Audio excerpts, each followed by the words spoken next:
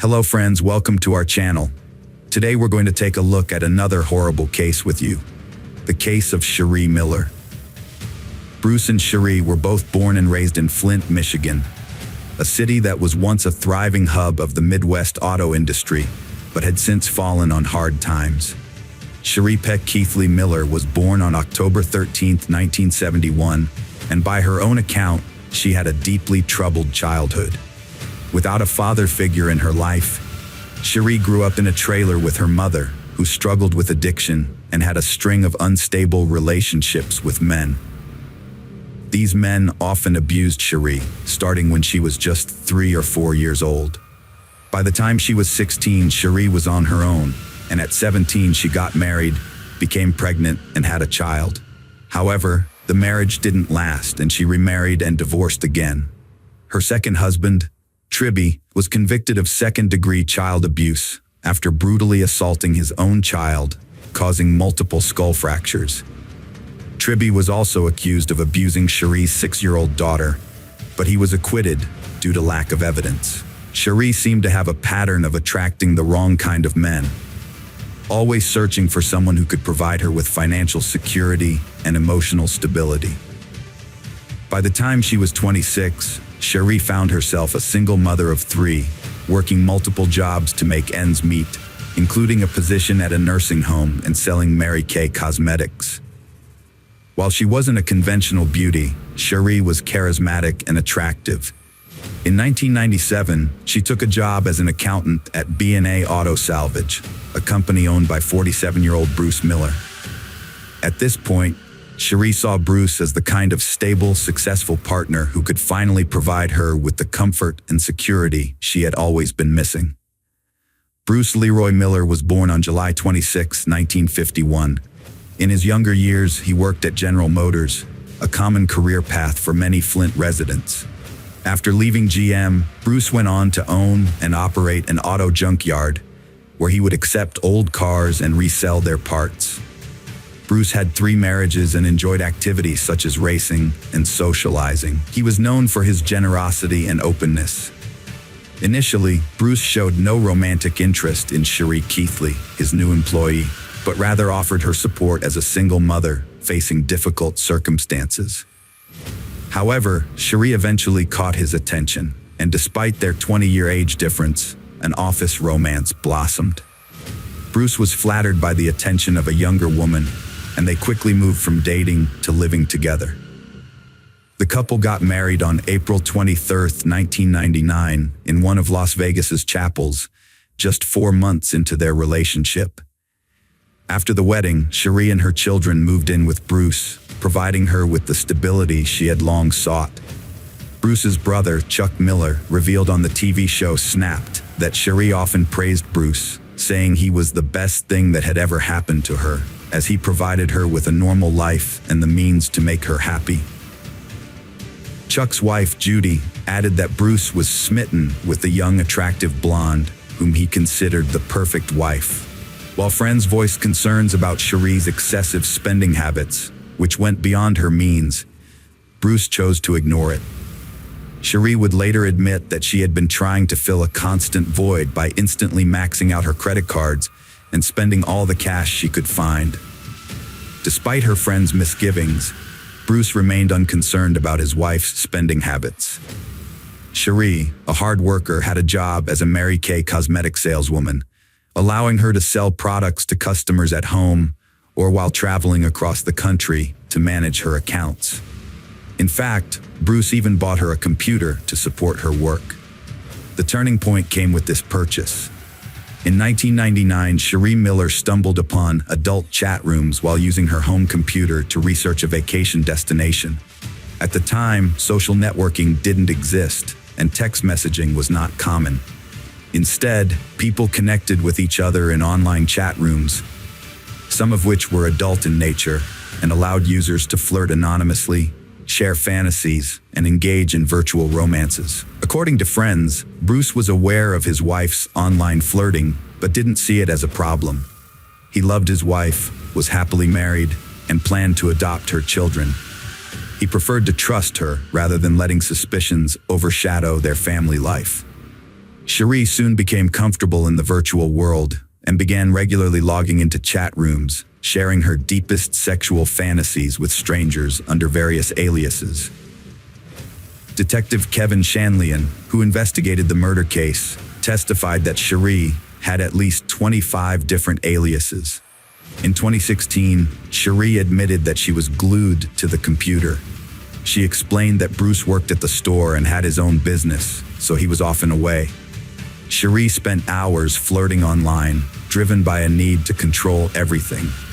She obsessively controlled people who trusted her, treating every man and every relationship like a new level in a video game, each one more challenging than the last. Among the men Sharee Miller met online was Jerry Cassidy, who used the pseudonym Rena Dudes. Born on October 6, 1960, in Kansas City, Missouri, Jerry was a married man who raised a son, enjoyed deer hunting with his brothers, and had a dream of becoming an FBI agent while working as a homicide detective. However, when he reported corruption involving falsified records to a coworker, he faced retaliation, was demoted, and eventually forced to resign after 9 years of service. Despite doing the right thing, the experience ended his career. Depression, drinking, and substance abuse followed, which led to the breakdown of his marriage. Later, Jerry got his life back on track, moved to Reno, Nevada, and became a security guard at Harrah's Casino. In his free time, he frequented chat rooms where he met Sharee Miller. Their online correspondence turned passionate, and in July 1999, they met in person in Reno, where Sharee claimed to be attending a Mary Kay convention with a friend. The online romance blossomed into a physical affair, and Jerry thought his life was finally taking a turn for the better. Sharee presented herself as a wealthy businesswoman living with a disabled husband who was seeking a discreet sexual encounter. Jerry believed her, as his friend Carol Slaughter would later recall. At the time, Jerry was at a low point in his life. His marriage had ended, and he was in a new neighborhood with no friends. He became deeply infatuated with Sharee, telling Carol Slaughter that Sharee was exceptional in the bedroom. Throughout the summer and fall, Sharee used her cosmetics business as a front for frequent trips to Reno, where she would secretly meet with Jerry. The two exchanged explicit emails and instant messages, including intimate videos, and even went so far as to rename their online accounts, with Sharee calling herself Jerry's Fool and Jerry calling himself Sharee's Fool. Despite his background as a cop, Jerry seemingly failed to notice any red flags, blinded as he was by Sharee's professions of love. Whether due to naivety, flaws, or emotional vulnerability, Jerry proved to be an easy target for Sharee's manipulation. She quickly wove a web of deceit, convincing him that he needed to kill her husband. The impact on Jerry was evident to those around him. His friends noted that after Sharee entered the picture, he became increasingly erratic, exhibiting symptoms akin to bipolar disorder. He would be overly excited and energetic before her visits, only to plummet into painful depression after she left. As early as September, Sharee claimed to be pregnant with Cassidy's child, sending Jerry fake evidence, including doctored photos, a forged positive pregnancy test, and even fake belly pictures. Shortly after, she feigned that her husband Bruce had discovered her infidelity, beating her and causing her to miscarry. Unbeknownst to Jerry, Sharee had actually undergone a tubal ligation in 1995, rendering her sterile. Jerry had no reason to doubt her lies, and so he believed every word. After losing the baby, Sharee announced that she was pregnant again, this time with twins. Jerry begged her to leave her abusive husband Bruce, take the children, and come live with him. Sharee feared for her life and Jerry's, claiming Bruce had mafia connections and wouldn't let them leave. Despite her fears, Sharee continued to secretly meet Jerry in Reno. During one of these meetings, Jerry was arrested for drunk and disorderly conduct at a casino, which temporarily halted their online communication. After his release, Jerry decided to protect Sharee from further danger by distancing himself from her and returning to Missouri to reconcile with his family. The online relationship continued, with Sharee sending Jerry photos of her ultrasound and growing belly. On November 5, 1999, Jerry received an ominous email, allegedly from Bruce, threatening to prevent the twins' birth.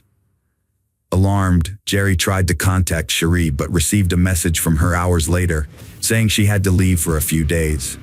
The next day, Jerry received a message from Bruce, revealing that he had forced Sharee to have an abortion. The message included disturbing photos of a battered Sharee. Jerry had reached his breaking point. The tragic deaths of his twin children at the hands of Bruce Miller had left him devastated and consumed by anger. He held Bruce responsible not only for the loss of his 3 children, but also for the suffering of the woman he loved. The next day, November 8th, Jerry confided in Sharee, declaring his intention to kill her husband. Together, they began to orchestrate a plan to take his life. They carefully mapped out routes, identified ideal parking spots, and pinpointed the perfect location and time to dispose of the body. Jerry then embarked on the long journey from his home to Michigan. As Bruce prepared to leave work, he received a call from Sharee, following their plan. She asked him to pick up a pizza on his way home, distracting him from the impending danger. Unaware of the threat lurking behind him, Bruce failed to notice Jerry approaching, shotgun in hand, before he pulled the trigger. After committing the crime, Jerry returned home while Sharee set the next part of their plan in motion. She contacted Bruce's brother, Chuck, pretending to be worried about her husband's prolonged absence, and requested that he drive to the junkyard to check on him. When Chuck arrived, he found his brother's lifeless body on the floor, lying in a pool of blood, with a close-range shotgun wound to the chest. Witnesses reported that Sharee reacted with screams and tears upon learning of Bruce's death. The crime scene was promptly discovered, but the perpetrator had left behind no trace or evidence. Investigators found that Bruce typically carried large sums of cash, leading them to initially suspect that his death might have been the result of a botched robbery, since his wallet was missing. Suspicion fell on John Hutchinson, a friend and employee who had recently borrowed $2,000 from Bruce. Police questioned Hutchinson, searched his home, and seized his weapons, but he denied any involvement. Although Hutchinson failed a polygraph test, the investigation proved inconclusive, and he was eventually released. A theory that the murder was committed to falsify vehicle identification numbers was explored, but none of the leads panned out, and the case was eventually closed. In the meantime, Sharee's behavior seemed suspicious to Judy Miller, the sister of Bruce, the victim. Just 2 days after her husband's death, Sharee was seen dancing happily in a bar in Otisville, Michigan. 2 weeks later, she had already started dating a local delivery boy named Jeff Foster, not Jerry Cassidy, her supposed lover. Jerry Cassidy had expected to be with Sharee after the murder, but she started to distance herself from him instead. A month after the murder, Sharee moved her new boyfriend into her house and cut ties with Jerry, leaving him heartbroken. It was likely at this point that Jerry realized he had murdered an innocent man due to Sharee's manipulation, and feelings of guilt overwhelmed him. He transformed from Sharee's lover to an investigator and discovered that all the accusations were fabricated by Sharee herself. On February 11, 2000, Jerry took his own life in his apartment in Odessa, Missouri, using a .22 caliber rifle. His body was discovered in a chair with an open Bible on his lap. The Bible was open to Matthew 5, which contains the passage, "Thou shalt not kill, and whosoever shall kill shall be liable to judgment." It seemed that Jerry had judged himself, confessed his guilt, and taken his own life as punishment. Cassidy's mother revealed in an interview a few days after the body was removed that while cleaning the apartment, family members found a briefcase containing 3 suicide notes and an envelope attached to the outside. Jerry's motive was revenge against the woman who had broken his heart. In his confession, the former detective explained that he had killed Bruce Miller because he believed at the time that Bruce had abused Sharee and was responsible for the deaths of his 3 children. However, the letter also revealed that Sharee Miller had lied to Jerry about Bruce's behavior. On February 22, 2000, police arrested Sharee Miller, as she arrived at the airport with her boyfriend, Jeff Foster, after a trip to Reno. She was charged with second-degree murder and conspiracy to commit murder. Prosecutors believed that Sharee was a skilled manipulator who had convinced Jerry to kill her husband under false pretenses. Despite the evidence against her, Sharee maintained her innocence to her deceased husband's family.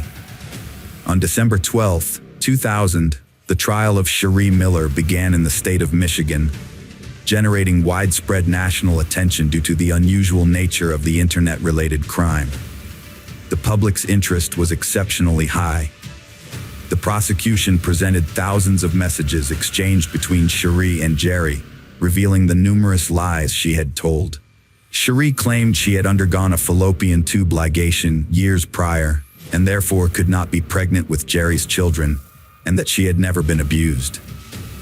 However, the prosecution alleged that Sharee wanted her husband Bruce dead for financial gain, as a divorce would not have provided her with sufficient money.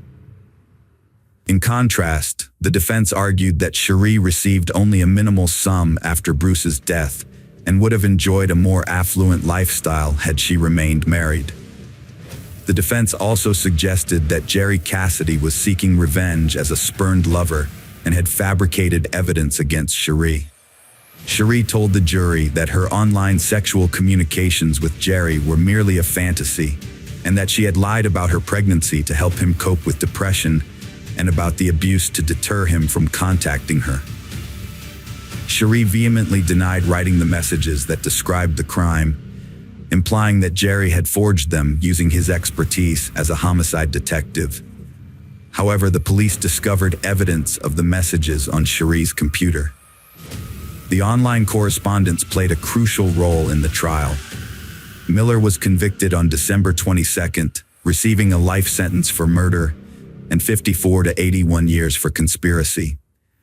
In 2007, while incarcerated, she was diagnosed with post-traumatic stress disorder and other mental health issues. Miller began treatment and filed an appeal, even getting married for the fourth time. Michael DeNoia saw Miller's story on the news and was captivated by her charm. He wrote to her, and in 2008, he visited her in prison, proposing during the visit. Although some reports claim they got married in April 2008, there is no evidence to support this. In 2008, Miller's conviction was overturned on appeal, and she was released from prison in 2009. A federal judge ruled that Jerry's suicide letter should not have been considered evidence, as Cassidy was deceased and the defense could not cross-examine him. The judge ordered a new trial and released Miller on bail. In 2012, Sharee was returned to jail to resume serving her original sentence, following a court ruling that re-evaluated the admissibility of the suicide letter. Having spent 3 years outside, Sharee continued to proclaim her innocence. In 2016, Sharee Miller unexpectedly confessed to her role in her husband's death in a 4-page letter to a judge. Many saw this as a bid for sympathy or profit. Sharee wrote that being sent back to prison after 3 years of freedom triggered her admission. She was devastated to leave her daughter and granddaughter behind, and the full weight of her actions hit her. She described her husband as a great man who only loved and wanted to adopt her children, and she was filled with remorse for ordering his killing. Sharee gave a 2022 TV interview, confessing Bruce wasn't mob-connected and didn't abuse her. She faked bruises and ultrasound scans to control Jerry, fearing Bruce would discover her true identity. Sharee knew Jerry's depression and had evidence, but thought she could manipulate the jury. She rejected a 15-year plea bargain, leading to a life sentence. Now incarcerated, Sharee seeks peace, saying it's hard to face her actions. Hello friends, welcome to our channel. Today we're going to take a look at another horrible case with you. The case of Brittany Gregory. Brittany Gregory was born on April 1, 1988, in Brick Township, the youngest of 5 children in her family. When her parents divorced, she went to live with her father, but remained close to her siblings, particularly her sister Brianna, who was 4 years older. In school, Brittany was an outstanding student, and her teachers believed she had the potential to become a scholar. However, her unusual dream was to become a forensic scientist and study crime scene evidence. As the baby of the family, Brittany relished the extra attention she received. Her mother acknowledged that she was spoiled, but not vain or arrogant. For her 16th birthday in April, she held her mother to a promise to let her get her belly button pierced. Brittany was a big fan of pop star Britney Spears and had posters of her in her bedroom. She enjoyed watching cartoons, especially SpongeBob SquarePants. Her fascination with forensic science led her to watch TV shows about the subject, a profession she wanted to pursue. Brittany and her mother would often watch the same shows together and then call each other to discuss them. In 2004, Brittany, 16, and her sister, Brianna, 20, lived with their father, Joe Dunn, and his new girlfriend, Lori Peterson, in a small house close to their school. Located at the end of the street, the house was near a wooded area. At that time, Brittany had been dating John Fitzgerald, 18, for almost 2 years.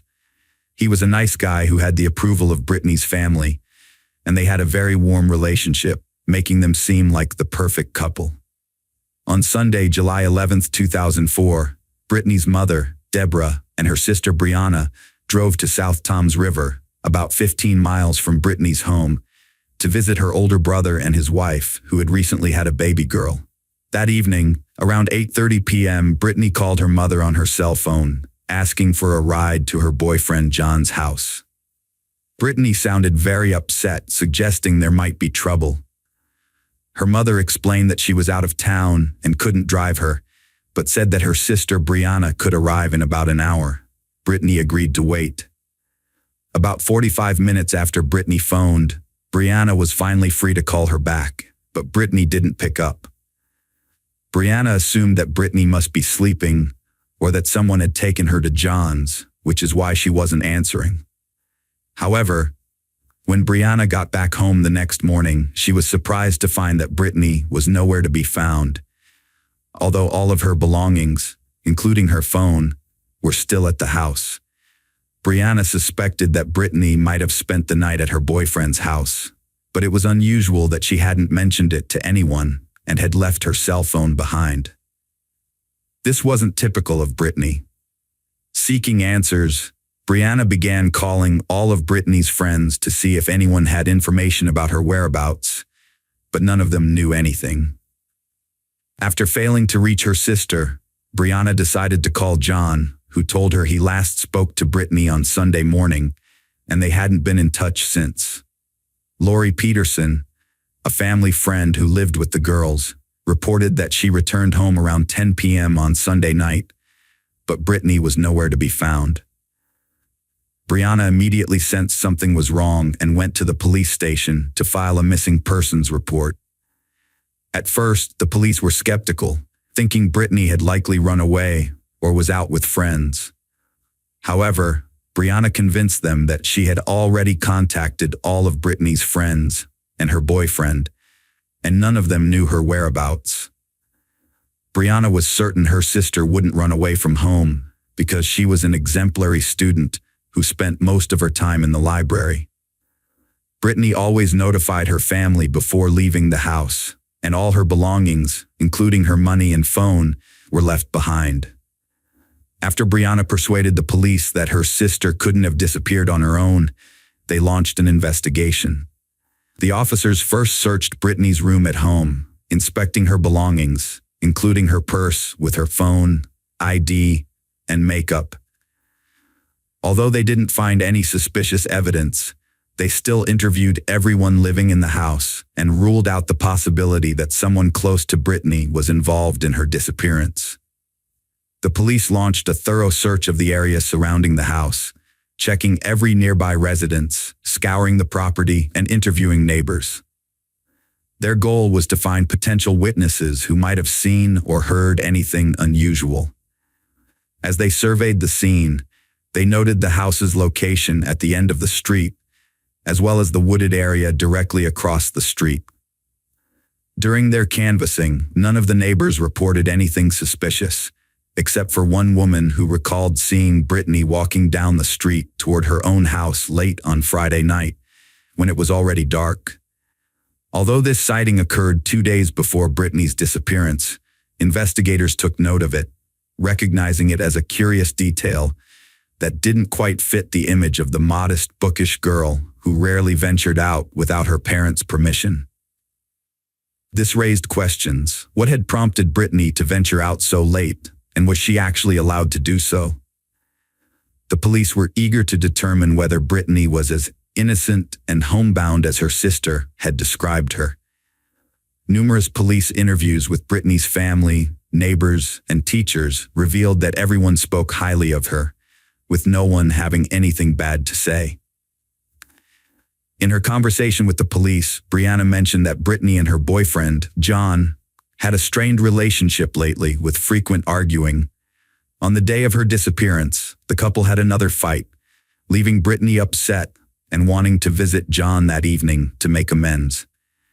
As a result of their investigation, the detectives decided to scrutinize John's alibi more thoroughly. They asked him to come to the police station to determine if he had seen Brittany on the day she vanished. John stated that his last phone conversation with Brittany was on Sunday morning when he was at the beach with friends. At that time, Brittany was upset that he had gone without her, and they had an argument. They hadn't spoken since then. John also revealed that he had ended their relationship a few days prior, but she couldn't accept it, even though she knew he was already dating another girl. John claimed he had no plans to meet Brittany that night and wasn't aware she was coming to his house. The reason for their breakup was a rumor that Brittany had kissed another guy at a party. Although John didn't see it himself, he decided to end the relationship and started dating another girl. John last saw Brittany on July 10th, the day before she disappeared, when she gave him a letter expressing her desire to reconcile. The detectives asked John for permission to review the letter Brittany had written, and he handed it over. In the letter, Brittany apologized for her behavior and for breaking John's heart. She also asked him to remain friends. John seemed genuinely concerned and worried that Brittany hadn't been found yet. The police had no evidence linking John to Brittany's disappearance, and after he passed a lie detector test, he was cleared of suspicion. However, John did tell detectives one important detail. He said that Brittany often came to his house through the woods behind her father's house. The story of Brittany's disappearance grew increasingly complex. Detectives started to speculate whether Brittany had attempted to reach John's house, about a mile from her father's house, by walking through the woods that night.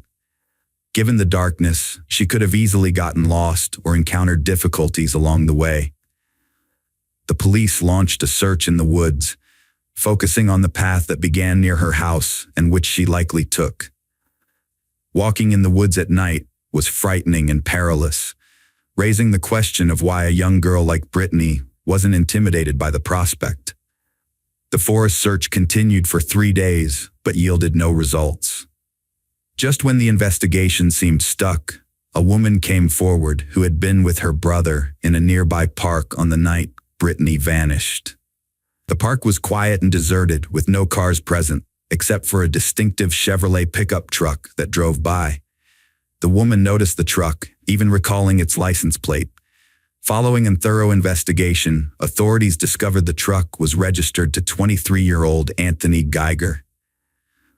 To establish a connection between Anthony and Brittany's disappearance, police delved into his past, revealing that he was the former boyfriend of Brittany's sister, Bobby Joe. Bobby Joe explained to detectives that she and Anthony split about a month prior due to his excessive jealousy and obsessive focus on her sister Brittany. She suspected Anthony, 23, harbored feelings for Brittany, which led her to ultimately terminate their relationship. Brittany's friends recalled that Anthony always had a strange way of looking at her and would frequently try to flirt with her. The most recent instance of this behavior was at lunch, where Anthony once again attempted to flirt with Brittany. As a result, detectives began to suspect Anthony of kidnapping Brittany and decided to bring him in for questioning. During the interrogation, Anthony claimed that he was not in the area where Brittany lived on the evening of July 11th. He stated that he didn't arrive until the next day, July 12th, by which time the police had already started searching for the missing girl. Anthony admitted to being on good terms with Brittany and seeing her at social gatherings, but maintained that they were just friends and that he never flirted with her. He also stated that he was aware that Brittany was too young for him and that his feelings towards her were purely platonic. Anthony testified that he spent the evening of July 11th at home with his new girlfriend, who corroborated his alibi. Despite this, investigators remained suspicious of Anthony, partly because his residence was near Brittany's home. Investigators went back to examine the letter Brittany had written to John and noticed disturbing signs that she was saying goodbye to her loved one. They began to fear that Brittany might be hurting herself after breaking off her relationship with her boyfriend.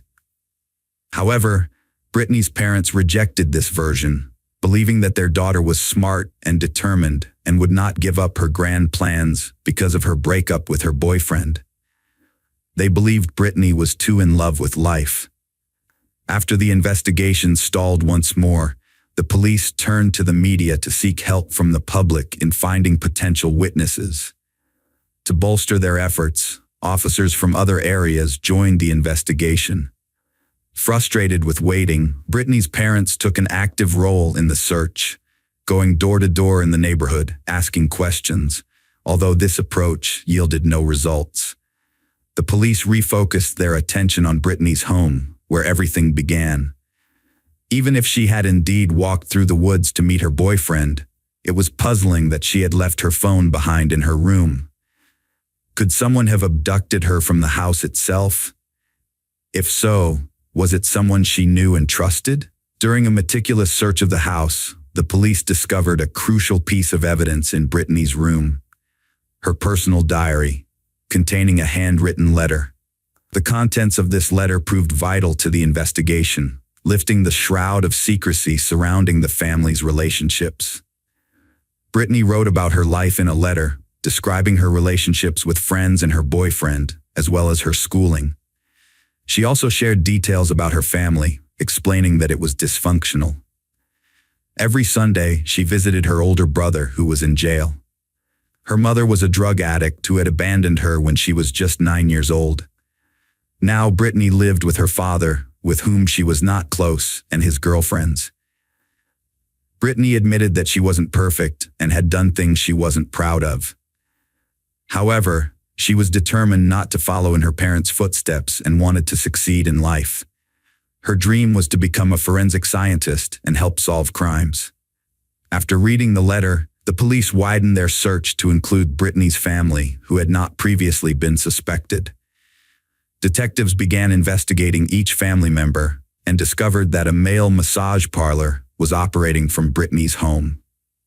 Lori Peterson, a friend of Brittany's father, was offering intimate services to different men every day, masquerading as a massage therapist. Neighbors were aware of this, and Lori herself didn't hide it, distributing business cards in the area. Neighbors reported that Brittany's father's house was a frequent gathering spot for suspicious individuals who would use illegal substances. This led the police to believe that the home environment was dysfunctional. Multiple men, mostly unknown to Lori, would visit her for her services, raising the possibility that one of them might have kidnapped Brittany from the house. Over 100 police officers worked to identify everyone who had visited Joe Dunn's house in the past month, a challenging task.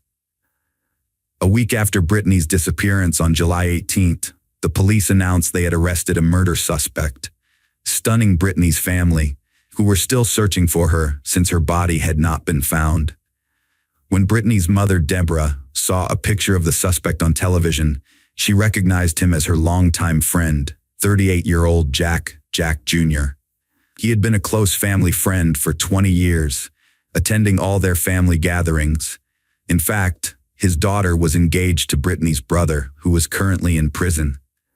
Deborah was stunned, unable to comprehend how Jack could be involved in Brittany's case, given his close relationship with their family and his children's friendship with Brittany. Despite this, They still held out hope that Brittany was alive. However, court records and interviews revealed that Jack was a hardened criminal with a history of threatening his neighbors throughout his adult life.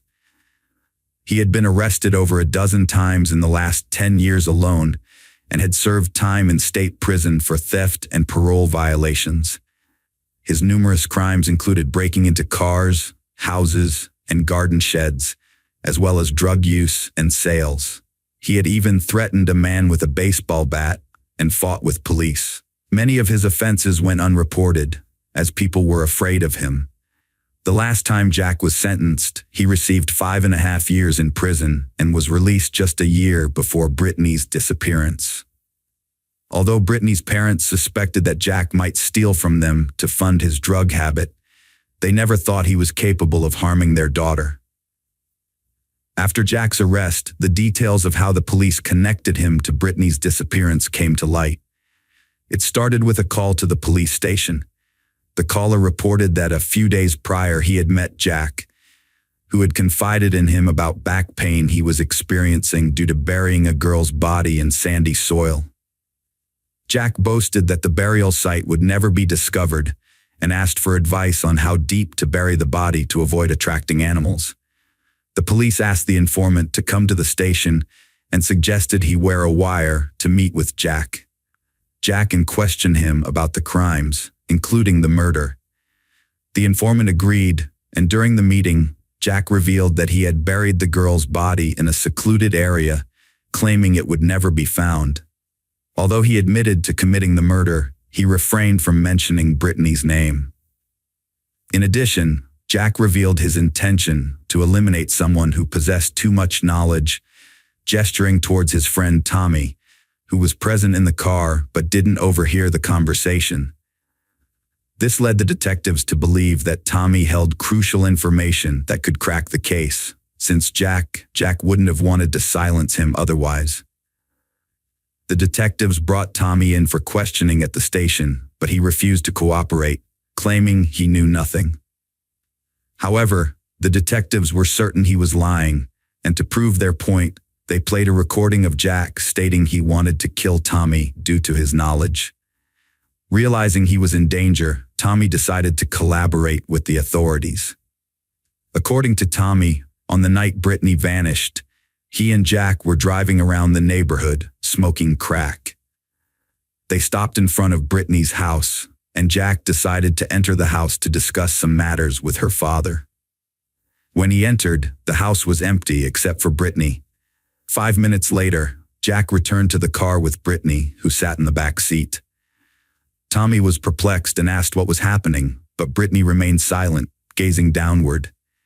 Jack informed him that he would take Tommy home. Tommy alleged that Jack drove him home, and when he exited the car, Brittany, who was sitting in the back, also got out and moved to the front passenger seat. Subsequently, Tommy and Jack drove away. The next day, when they met again, Jack didn't mention the previous day's events. They stopped at a car wash, where Jack gave his car an unusually thorough cleaning, washing both the interior and exterior. The car wash attendant joked about this, but Jack became angry, warning him to mind his own business or face the consequences. Tommy later explained that when he heard about Brittany's disappearance, he suspected Jack might be involved. He asked Jack directly what he had done with the girl. Jack became furious at the question, claiming he had simply driven her home and left. He rudely told Tommy not to ask again if he didn't want trouble. Tommy assumed that Jack had taken Brittany to the woods to rape her, believing that Jack had originally planned to use Lori's intimate services that night, but was thwarted when she wasn't at home. The detectives knew they had found their man when they arrived to arrest Jack. He was holding a can of gasoline, looking like he was about to set his car on fire, likely to destroy evidence. A search of the car revealed bloodstains, which forensic tests confirmed belonged to Brittany. Further investigation showed that Jack had visited a car wash after being with Brittany, and the police seized the vacuum cleaner he used.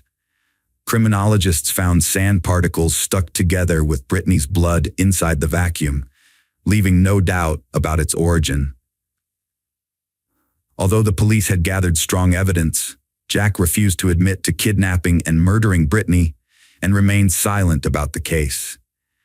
The detectives interviewed Jack's acquaintances, and most of them believed he was capable of murder, describing him as a man who would stop at nothing. Despite being unemployed, Jack always seemed to have money. During the investigation, a patrol officer reported seeing a car parked on the side of the road near the woods on the night of Brittany's disappearance. The car belonged to Jack. At the time, the officer was unaware that Brittany was missing. When questioned, Jack claimed he was searching for his dog, which had run off into the woods. This information led the search for Brittany's body to focus on the area where the officer spotted Jack's car. Despite an extensive search involving police officers, K-9 units, helicopters, and volunteers, no body was found. Investigators theorized that Brittany, desperate for a ride to her boyfriend's house that night, asked Jack for a lift when he arrived at her home. Jack agreed to drive her, but instead, he took his friend Tommy home and then raped and killed Brittany, taking advantage of the situation. To prove this, however, the police needed to find her body. As the police attempted to question Jack and obtain a confession, a new witness emerged. A woman with a troubled past, who had previously been held hostage by Jack for months, called the police. She claimed that if Jack was indeed responsible for Brittany's murder, she might know where he had hidden her body. During her captivity, she had gained intimate knowledge of Jack's habits, frequent haunts, and secrets, which she was willing to share with the police. One day, a woman recounted how the suspect had shown her a location near a power line and told her it was an ideal spot to bury a body, as it was unlikely anyone would ever find it.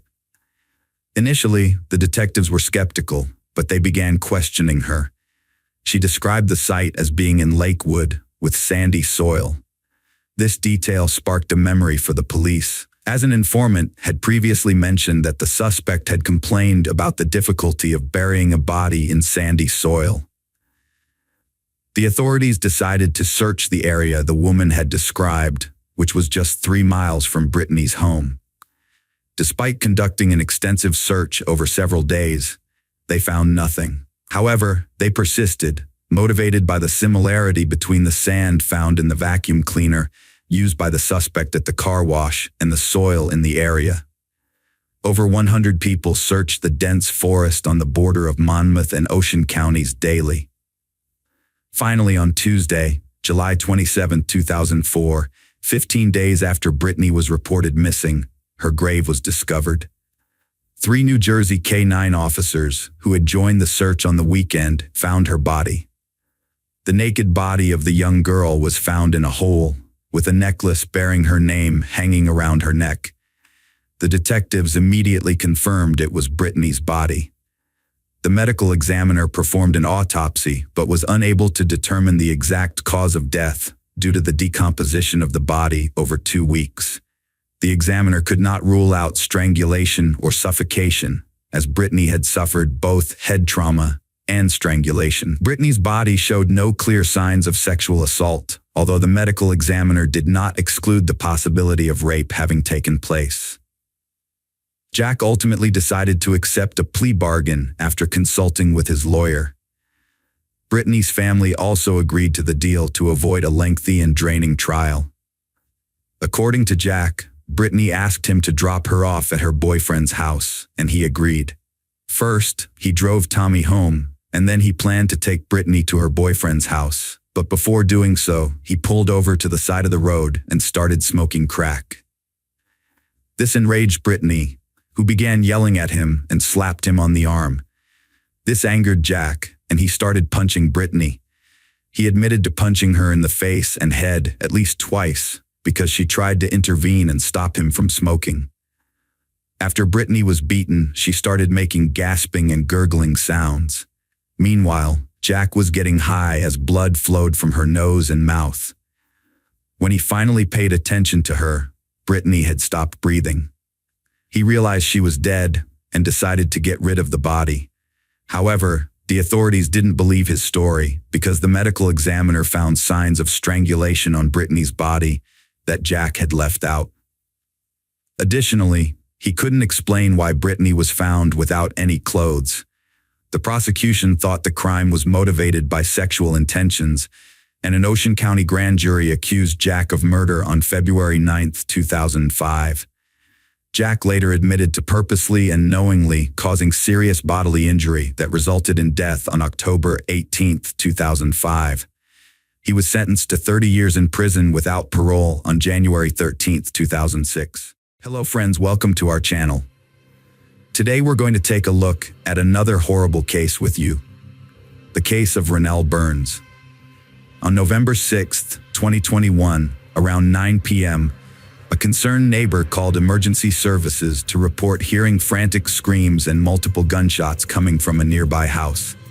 Responding police officers rushed to the scene and entered the home, where they discovered the lifeless bodies of a man and a woman lying on the floor. Following a thorough examination of the crime scene, the police launched an investigation into the tragic incident. The victims were identified as Ronell and Kiana Burns, a married couple. The question on everyone's mind was, who would commit such a heinous crime and what could be the motive? The Burns family resided in a spacious house in Gwinnett County, an area known for its remarkable ethnic diversity. Although the house did not appear to have been burgled, with all belongings still in their original places, the police were able to uncover a crucial lead in the double murder case relatively quickly. Let's go back in time and uncover the true roots of the tragedy that befell the Burns family. We begin with Kiana, born on September 15, 1977, in St. Louis, Missouri. After graduating from Riverview Garden High School, she attended St. Louis Community College in Florissant Valley, where she studied cosmetology and eventually started building her career. Kiana's hard work and perseverance paid off, and she opened her own successful beauty salon, which became popular. She was driven by her dream of living a luxurious and wealthy life, and her dedication paid off over the next 20 years. With time, she transformed her salon into one of the largest in the St. Louis area. However, Kiana's personal life was not without its challenges. As a strong, wealthy, and ambitious woman, she found it difficult to find a worthy partner. By the time she was 44, she had 3 children from previous relationships, whom she loved deeply.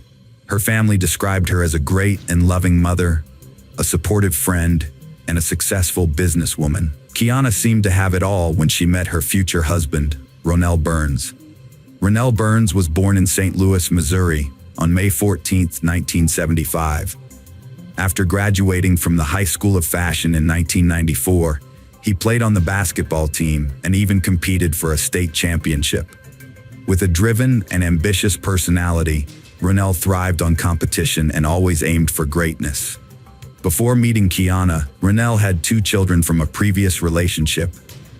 When they got together, they formed a strong and happy family, bringing together 2 successful and ambitious individuals.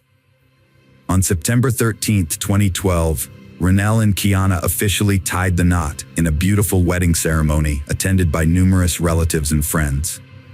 However, after the wedding, Kiana began to notice new aspects of Ronell's personality. It turned out that Ronell had dedicated his life to Jesus Christ at a young age and wanted to spread the Lord's word. He started serving everyone he could, even strangers he met on the street.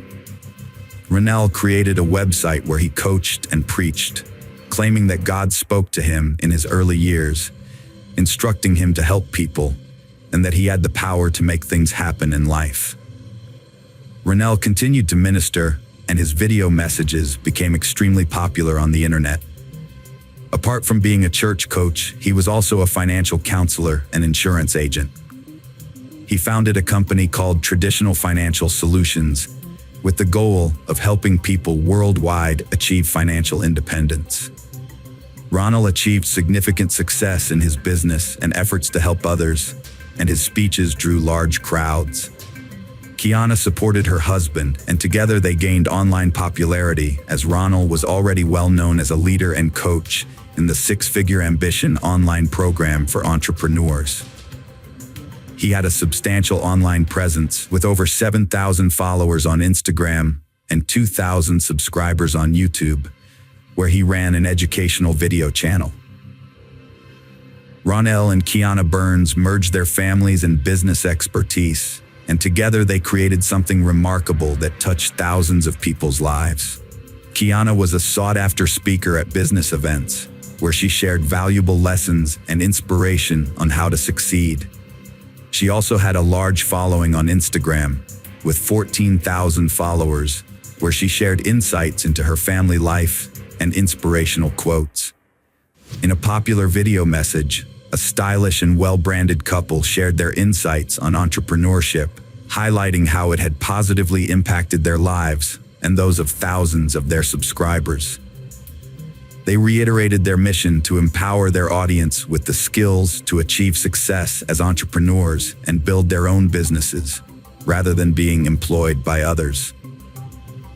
The Burns family aimed to educate young entrepreneurs on how to invest their earnings wisely, generating passive income. They conveyed their belief in the potential of their students, emphasizing that you don't need to be exceptional to begin, but rather start taking action to achieve greatness. Despite showcasing their luxurious lifestyle to appeal to new students and subscribers, it was Kiana who had actually walked the path Ronell frequently described. She had built and operated a successful network of salons through hard work, contributing significantly to the family's wealth. Ronell, on the other hand, wanted to project an image of success, often posing in expensive attire. The family regularly posted photos from high-end restaurants, but in reality, successful individuals rarely have the time to engage in lengthy conversations, whereas those struggling financially were often drawn to the Burns' den, promises of easy wealth without effort, relying on Ronell's guidance. Ronell Burns established a company called Six Figure Ambitions, allowing him to build his wealth and create a lasting legacy, which he frequently discussed in interviews. Ronell and his wife Kiana had built a close-knit family and were seen as inspirational role models by those around them. At the time, they had 3 children together, Rhea, McKay, and Ray. However, Ronell's ambition led him to suggest that Kiana leave her hometown of St. Louis and move to Atlanta. The real reason for the move was to expand their business, as Ronell had taken over his wife's business and wanted to establish a chain of beauty salons in Atlanta. Owning 3 salons in St. Louis was no longer enough for him. Although Kiana was hesitant to leave St. Louis, she eventually agreed to the move. Despite her reservations, she continued to present a united front with her husband in public. On social media, Kiana portrayed her life as perfect, sharing photos of luxurious gifts from her husband, such as a Maserati Levante, and her extensive collection of Louis Vuitton bags. Each post was accompanied by captions expressing admiration and gratitude towards her husband. Kiana, a popular blogger, had built a loyal following on Instagram, where she frequently shared heartwarming moments with her children and family. However, in a surprising turn of events, she revealed to her audience that their seemingly perfect family life was not as idyllic as it appeared. In reality, she and her husband were on the brink of divorce, a situation that had developed after their move to Atlanta. In a candid video message, Kiana confessed to her subscribers that she was struggling to adjust to her new life in a big, unfamiliar city. She opened up about the difficulties of leaving her old life behind and starting anew, and how she relied on the support of her followers during this challenging period.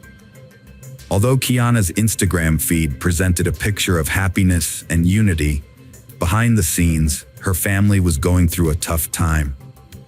Her loyal subscribers were a source of comfort during the dark days, which had become increasingly frequent. When Kiana finally broke the news of her impending divorce, her followers were shocked. Her husband, Ryle, subsequently went live on air to corroborate the news, revealing that they had made the decision to divorce 7 months prior. In a detached tone, Ryle explained that they would continue to run their joint business venture, despite their decision to go their separate ways. Bloggers usually only share their positive experiences with their followers because they fear that revealing their failures and struggles will cause them to lose credibility and admiration. However, the case of the Burns family serves as a prime example of how social media can create a false impression of a wealthy lifestyle. Rael had quickly spent all the money Kiana earned from her beauty salons, and as a result, the family's debt to various banks exceeded $500,000 within just a few years. Just before the tragic event, the family's financial struggles had reached a crisis point, exacerbated by their recent move to an unfamiliar city.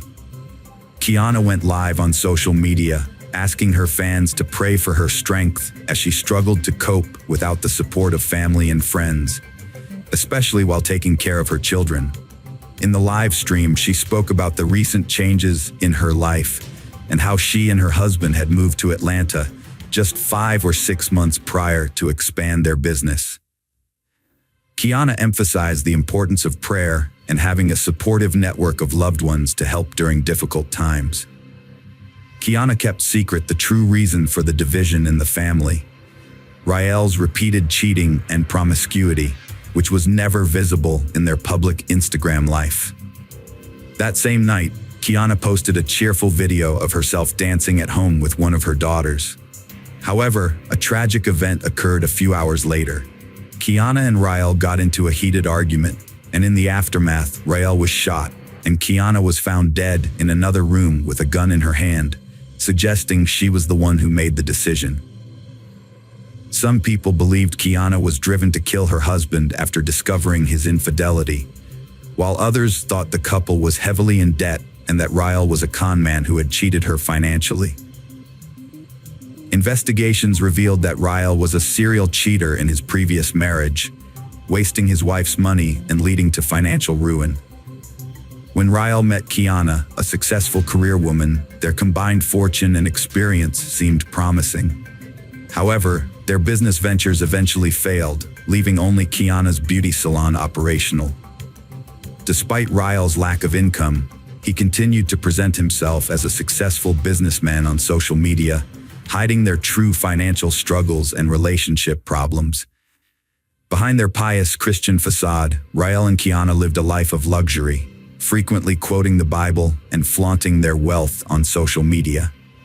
However, this was all an act.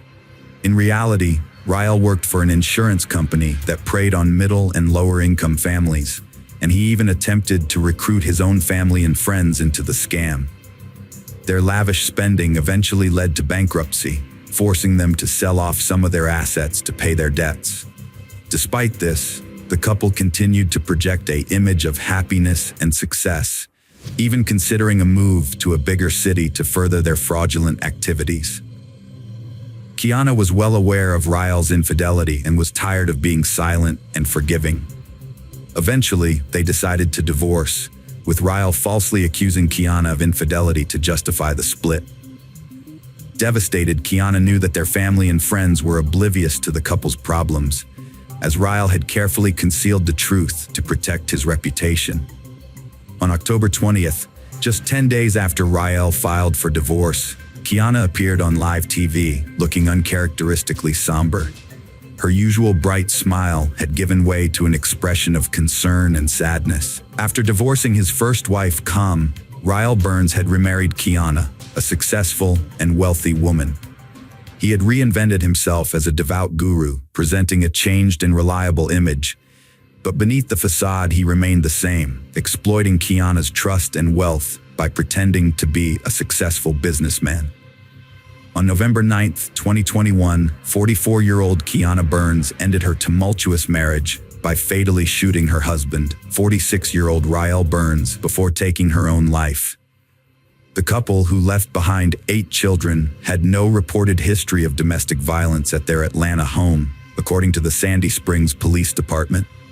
Just a few weeks prior to the tragedy, Kiana had reached out to her Facebook friends, asking for their prayers. The motivations behind her devastating decision remain unclear, but it's evident that the strong-willed woman was struggling with inner turmoil. It's difficult to comprehend the actions of someone grappling with depression and other mental health issues. The aftermath of this tragedy is equally heartbreaking, as 8 young lives are now left to navigate the world without parental guidance. The news of the couple's passing has sent shockwaves through their extensive network of friends and acquaintances. Ryle Burns was the type of person who felt compelled to show off his success and luxury, often a trait of the deeply insecure. He became so enamored with his own self-confidence that he mistakenly equated it with self-importance. His tumultuous behavior ended up ruining the lives of multiple diligent and successful women. Individuals like him have no self-respect and no dignity. They are essentially ordinary swindlers who bring their partners down. Hello friends, welcome to our channel. Today we're going to take a look at another horrible case with you. The case of Frank Spencer. Frank Spencer was born on November 10, 1965, in Bloomsburg, Pennsylvania, to Cyrus and Malene Spencer. As a young boy, his passion for active games and sports helped him develop a strong physique and spirit. In high school, his exceptional skills earned him recognition as a standout member of the wrestling team. With a curious mind and a dream to carry on the family legacy, Frank enrolled in a local university after graduating from high school in 1984. He completed his studies in 1988 and, following his father's passing, took over the family business, becoming the owner of Spencer's Auto Parts and Used Cars. A pivotal moment in the young man's life took place in 1997 when fate introduced him to Maria. They instantly felt a strong connection. Maria was known for her fiery personality, bold nature, and intense emotions, which captivated those around her. According to Frank's friend Paul Siciliano, Frank had always been drawn to free-spirited individuals, and Maria was no exception. When the couple met, they had an instant spark and enjoyed each other's company. However, not everyone was thrilled about their relationship, particularly their parents. It was rumored that Maria's father, Anthony Rocco Franklin, had ties to a gang and was even known as a hired hitman. He took an immediate disliking to Frank and tried to prevent their union for some time. The Spencer family also disapproved of Frank's choice of partner, so the couple decided to elope and rent an apartment away from their families. This allowed them to maintain contact with their friends while keeping their families at a distance. As time passed, their families had no choice but to accept their relationship. Maria and Frank eventually got married and started a family, first having a boy and then a girl. The family later moved into a new home. Frank was a hard worker, owning an auto parts business and sponsoring racing cars. His top priority and motivation in life became providing everything necessary for his family, especially his children. Maria initially took on the responsibilities of managing the household and caring for the children. However, she eventually shifted her focus to coaching her daughter's soccer team, despite having a law degree. Friends observed that, unlike her husband, Maria seemed less invested in their marriage. She appeared distracted and somewhat detached from reality. Her lack of enthusiasm for domestic duties and responsibilities was evident. What truly concerned her, however, was the family's finances. While she freely spent the money Frank earned, her indifference towards the children was even more notable. Maria's behavior in her marriage became increasingly problematic over time. Her selfish and eccentric ways led to her husband's growing discontent. He believed that as a mother, she should have become more mature and considerate of others, but Maria showed no signs of changing. By 2006, her husband had had enough and filed for divorce, exhausted by her constant scandals and inappropriate behavior. He was also worried about the negative impact her behavior was having on their children's well-being, and eventually, divorce seemed like the only way out. After deciding to separate, the relationship between the former spouses became increasingly strained. A confrontation ensued. Spencer was adamant that he should have full custody of the children, as he distrusted his ex-wife and believed she was incapable of providing proper care. However, not everyone in Spencer's circle agreed with his stance. For instance, his friend Ron argued that for the sake of the children's normal development, both parents needed to be involved. He strongly advised Spencer to negotiate with Maria and share custody equally. Despite this, Spencer was convinced he knew what was best and continued to demand sole custody. In response, Maria also demanded sole custody and was counting on receiving substantial child support payments. The conflict escalated over time. Due to his ex-wife Maria's erratic behavior, Frank had to call the police on multiple occasions. Maria would not only attack him, but also their children. Not everyone believed Frank's claims, however. That was until an incident in 2008 that validated his story. Maria got into a physical fight with her former mother-in-law near their child's school. The situation unfolded when Maria showed up to pick up their daughter, despite Frank's mother trying to intervene. It turned out that Frank's mother was justified in stopping Maria, as they had a prior arrangement that day, but Maria changed her plans at the last minute. Following the altercation, Maria took their child and drove away without buckling her up. The police pulled her over and deemed her actions a threat to the child's life and health. As a result, Maria faced legal repercussions, including charges of disorderly conduct. Frank also accused Maria of stalking him, alleging that she repeatedly followed him. Maria was subsequently charged with this additional crime. Ultimately, the prosecution failed to prove the threat to the child's life, and Maria agreed to plead guilty to disorderly conduct and stalking in exchange for the dropped charges. Maria ultimately admitted her guilt and was fined $600. Yet this did not deter her from continuing her disruptive behavior. In fact, she became even more bitter and resentful following the incident. Frank's friends and family members began to hear more frequent complaints from him as Maria's threats and stalking intensified. Some of Maria's colleagues even revealed that she had openly expressed her hatred for Frank and threatened to take his life. This prompted one of her coworkers to jokingly refer to her as the Black Widow. Despite Maria's aggressive behavior, Frank attempted to remain calm and composed. He made multiple attempts to reason with his former partner, but she refused to back down. As a precaution, Frank started documenting all their conflicts, not to provoke legal action against Maria, but to protect himself in case something went wrong. His sole desire was to live and work in peace, but Maria's behavior had clearly crossed the line. By 2009, Frank and Maria's divorce had dragged on for years, with the children remaining in Maria's care. Despite his struggles, Frank eventually found solace in a new relationship with Julie Dent. However, it wasn't long before Maria discovered Frank's new romance. Although she claimed not to be bothered by Frank's relationship with Julie, in reality, she was deeply upset that Julie was forming bonds with her children. Frank, on the other hand, believed that Maria's intense jealousy was the root of all their troubles. This realization only fueled Maria's anger, culminating in a threatening voicemail to Julie in February 2009, warning her to stay away from her kids. The situation took a turn for the worse when the main character's father-in-law, Rocco, was released from prison after serving a 5-year sentence for fraud. Having spent time behind bars only seemed to worsen Rocco's notorious reputation, and Frank knew from past experiences that this spelled trouble. Many people believed that Maria had inherited her father's troublesome nature.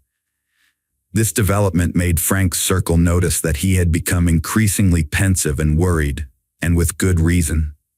The first incident following Rocco's release was a break-in at Frank's office, where important documents related to the divorce proceedings were stolen. The next day, Maria contacted her ex-husband and hinted that she had found a trash bag containing some interesting items on her porch. Frank understood what she was getting at and advised her to return the stolen goods. He also reported the incident to the police, but unfortunately, they were unable to find any evidence linking anyone to the crime. While the investigation was unable to prove anyone's involvement, it was clear to everyone that Maria and her father had a motive. The ex-wife was also considered a suspect, but in the end, the case was dismissed due to lack of evidence. Meanwhile, thanks to the authorities' efforts, Maria returned the stolen documents to their rightful owner. It seemed that the documents didn't contain anything substantial that could be used in court anyway. The failure to gather evidence was seen by Frank's adversaries as a green light to act with impunity. The situation grew more intense. Afterwards, the ex-partner began making threats on social media. She remained unhappy that the kids were in touch with Julie. In contrast, the new partner remained calm and composed. She took pleasure in spending time with her partner and his children. She avoided getting involved in the complex relationships between her ex-husband and his former spouses. But she was furious that Maria's desire for revenge had led her to neglect her parental responsibilities. The disputes dragged on until 2010, when Frank finally lost patience. He could no longer tolerate the situation and turned to the authorities for help. He asked the police to evaluate his ex-wife's behavior and provided them with their correspondence, which included implicit threats. However, Maria insisted that this was simply her communication style and that she didn't mean to threaten anyone. Once again, it was impossible to prove her guilt, as her warnings were too vague to be taken as concrete threats. Frank's tormentor got away with it again. In January 2010, disaster struck Frank once more. He and his partner had planned a romantic getaway to the Caribbean, but the night before they were due to leave, a fire broke out at his mother's house. Although no one was injured, the property was completely destroyed by the flames and smoke. Witnesses reported that a car driven by Maria, accompanied by neighbors and acquaintances, pulled up outside the house. The woman behind the wheel was seen smiling as she watched the scene before driving off. Tragically, after the fire had been extinguished, a dog belonging to one of Frank's children was found dead in the ashes. Frank was forced to call the police again, but despite their suspicions, no one believed the fire was anything other than an accident. It was clear, however, that Maria would stop at nothing to get what she wanted. Yet, with no evidence of deliberate arson surviving the blaze, the fire was ruled an accident. After sending a message to Frank, in which she subtly gloated about how karma had caught up with him, the frenzied woman started sending similar messages to Julie, too.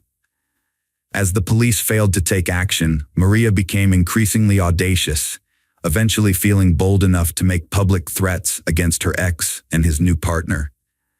A few months later, a fire broke out at Julie's house, where she was home at the time. Fortunately, she escaped by jumping off the porch roof and was unharmed, although her home was left uninhabitable. In response, Frank invited Julie to move in with him, which the young couple feared would only enrage his ex further, but they had no other choice. At the same time, an investigation into the cause of the fire was underway. The similarity in the method used suggested that it was the same person or people responsible. Although the woman's home was located in a different county, the couple hoped for an unbiased investigation by the police. Unfortunately, the lack of evidence meant they were unable to assist, and the fire could have been dismissed as a freak accident. However, Julie was resolute and appealed to higher authorities, which unexpectedly moved the investigation forward. The search of the suspect's backyard yielded flares, including a damaged one lying in the grass. Another flare, similar to the one that had caused the fire, was also discovered. Furthermore, experts found that the steps on the home's terrace had been soaked with a flammable mixture. After thorough inspections and expert analysis, arson was officially declared as the cause of the fire. Despite this, the lack of direct evidence once again meant that the perpetrators escaped punishment. Summer 2012 was unseasonably cold. In June of that year, Frank and Julie faked a breakup as part of a clever plan to throw Maria off guard. This was followed by the real final demise of the Spencer marriage. But the hope for peace didn't materialize. Just weeks later, on July 3rd, Frank was tragically found dead. Joe, a close friend, decided to visit him because he hadn't heard from Frank in a while, which didn't come as a shock to anyone. Frank had recently gone through a divorce and was seeking solitude. However, there was an urgent matter to attend to. For years, the friends had been teammates in a recreational karting league with their kids, and they were in the middle of a crucial series that they were determined to win. But unexpected setbacks could jeopardize their chances of success. Since Frank wasn't responding to phone calls, Joe decided to visit him in person. When Joe arrived at the cottage, he grew anxious. The front door was slightly open, and there were suspicious stains near the threshold. His worst fears were confirmed as soon as he stepped inside the house. He found his friend Frank lying lifeless on the floor. Despite the gruesome scene, Frank's face looked peaceful, as if he had finally found the tranquility he had been searching for. As Joe walked around the body, he noticed dried blood in Frank's ear. Without delay, Joe called emergency services as an accidental witness to the scene. When news of the shocking incident spread throughout the district, the culprit behind the horrific crime was instantly suspected. However, it was up to the detectives to gather concrete evidence and piece together the puzzle on their own. Upon arriving at the scene, forensic experts discovered a gruesome sight, with large pools of blood and several long drag marks. Furthermore, they found a clear shoe print on the floor and blood-stained gloves in the kitchen. These crucial pieces of physical evidence were sent to the lab for further analysis. A further investigation revealed that the bloody shoe print found at the scene matched the size of the shoes worn by Rocco, who is Maria's father. Additionally, skin cells from Frank's ex-wife were discovered inside the gloves that were examined. Notably, the ex-wife had not lived with the deceased for over a year, which means it was highly unlikely that the gloves containing her fresh DNA were left at the house by accident. Overall, all the evidence gathered suggested that both Rocco and Frank's ex-wife were involved in the crime. Soon, the suspects were detained. Autopsy and ballistics analysis determined that Frank Spencer had been shot with two different types of weapons. The first bullet was fired from a .30 caliber sniper rifle as he stood by the front door. Forensic experts found a sniper's nest approximately 115 feet from the house. The bullet passed through his hand and penetrated his chest, striking a vital artery. The shot was fatal. However, the attackers did not stop there. They dragged the poor man inside, where a final taunting shot was fired into his head with a .357 Magnum revolver. By that time, the man was already deceased. Therefore, the final shot was seen as an act of revenge. It was clear that the shooter harbored hatred toward his victim. Consequently, police speculated that Rocco fired from the rifle, while Maria finished what was started. Additionally, it was discovered that alongside the crime, Frank's car and dog were missing from the house, exposing Rocco and Maria. By reviewing traffic cameras, Spencer's car was spotted on a federal highway moving away from the victim's house shortly after the crime. Unfortunately, it was not possible to identify the driver. Eventually, the vehicle was found in Sunbury, Pennsylvania, 27 miles from Frank's home and 5 miles from Maria's residence. However, no fingerprints or other evidence were discovered inside the car. Regarding the victim's dog, it was found 2 days after the incident, having wandered into a wedding in Dauphin. Attendees immediately realized that the well-groomed animal had an owner thanks to a microchip. The dog was returned to Spencer's mother. It turned out that Frank had gotten a new pet for his children after the fire. This fortunate discovery helped clarify some aspects and effectively exposed the crime. According to the investigation, the criminals took the dog when they fled the scene. On their way home, Rocco stopped, and during this time, attracted by nearby food smells, the dog managed to escape. Subsequently, it ended up at a house where a wedding ceremony was taking place. This allowed detectives to prove that Rocco's phone pinged near the celebration site on the day of the crime, while his residence in Harrisburg was 12 miles away, contradicting his assertion that he was at home. Likely, it was Maria's idea to take the dog to the children, but this decision proved to be a mistake. During questioning, Rue admitted that his son-in-law had repeatedly asked him for help and had visited him the day before his death, which explains the traces found at the crime scene. However, Rocco could not explain the presence of a blood pool, and his statement sounded insincere. No one could confirm whether the men got along well or otherwise. Rocco also confessed that Frank had given him the vehicle to use that same day, apparently to justify his fingerprints in the victim's home. By doing so, he essentially admitted to being at the crime scene the day before. Searches were organized at the homes of Rocco and his daughter to find the crime weapons, but the seasoned criminal knew how to dispose of firearms, so neither the rifle nor the revolver was found. Ultimately, it would not have been difficult for him to dispose of the crime weapon. Maria also refused to admit her guilt. She insisted that the glove ended up in her ex's house by accident, possibly moved by the children on one of the days. In the end, the suspects were released home. However, detectives did not close the case and continued to gather necessary evidence. Meanwhile, Frank's friend Derek Reed managed to talk to the former friend during a school football match. During their conversation, Maria confessed that the last thing her husband saw before his death was her face. Her statement sounded odd. The investigation received heightened attention from the state's attorney general, who was extremely upset with the authorities' indifference to Frank's reports and statements. Moreover, the police received numerous complaints about their incompetence. An internal investigation was unavoidable. Unfortunately, it was not possible to prove the officers' negligent attitude towards their duty. According to the police, much information provided by Spencer lacked solid evidence, and the only person who could confirm or refute the officer's words was deceased. The public and the victims' relatives were extremely outraged that their petitions yielded no results. Meanwhile, investigators tried to prove the suspect's guilt, not only in the crime, but also in stalking and other offenses committed earlier. In 2013, a major interrogation was organized. At the same time, Maria and Rocco continued to claim their innocence, denying all 12 charges against them.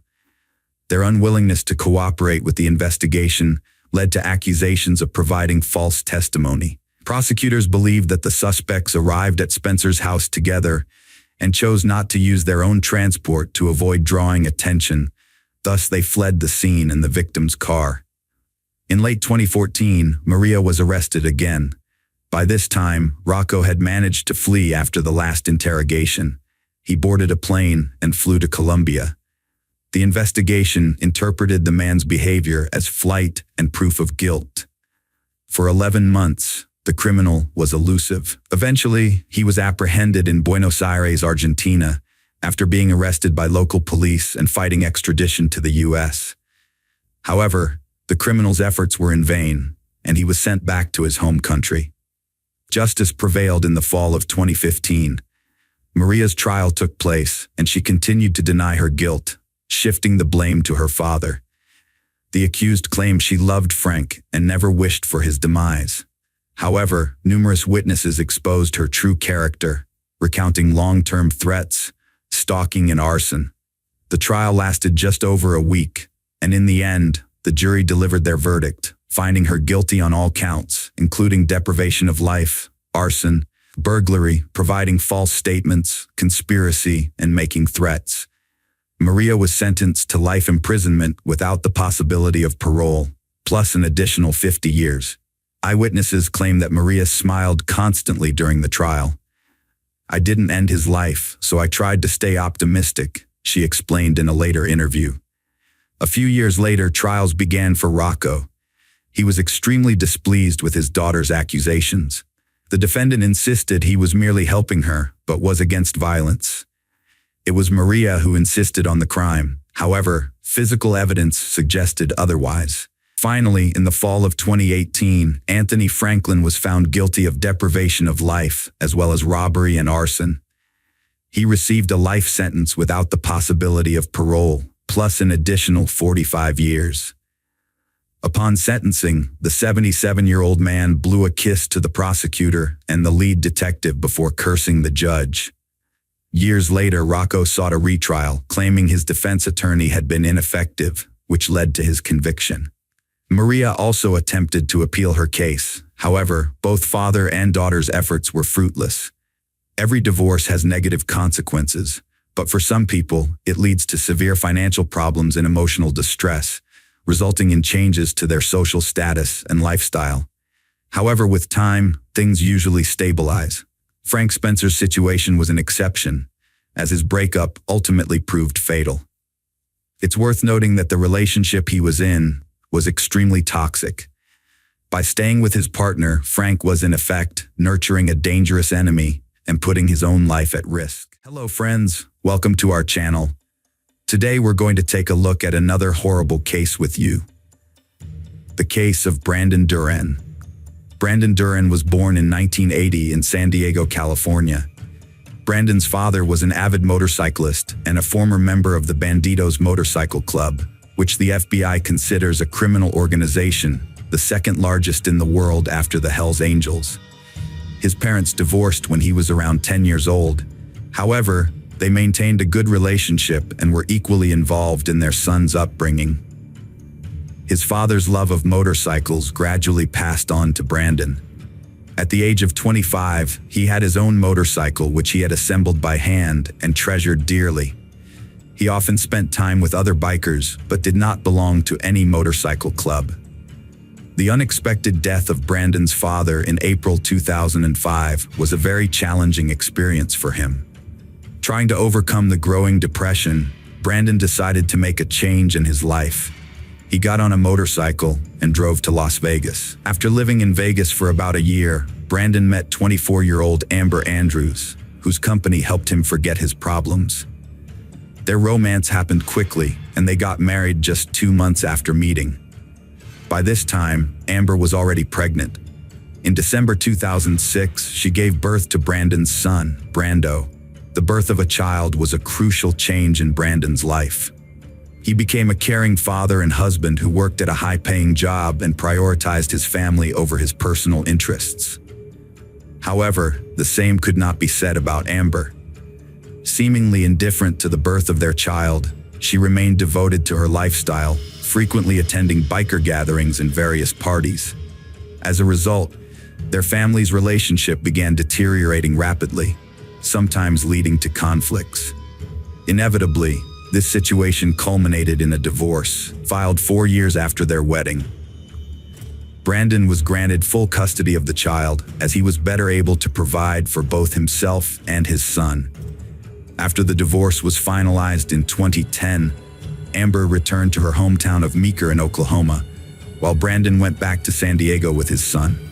He was happy to be reunited with his family, who later assisted him in raising the child. Over time, the emotional scars from the failed marriage began to heal, and Brandon regained his optimism about the future. However, while contemplating the future, the past came knocking at his door. In the summer of 2012, he saw his ex-wife Amber on his doorstep.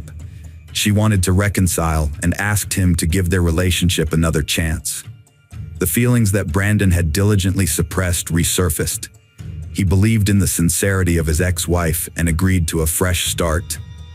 In September, their son Brando was supposed to start kindergarten, and Amber asked the three of them to go to Oklahoma to visit her parents, who wanted to see their grandson.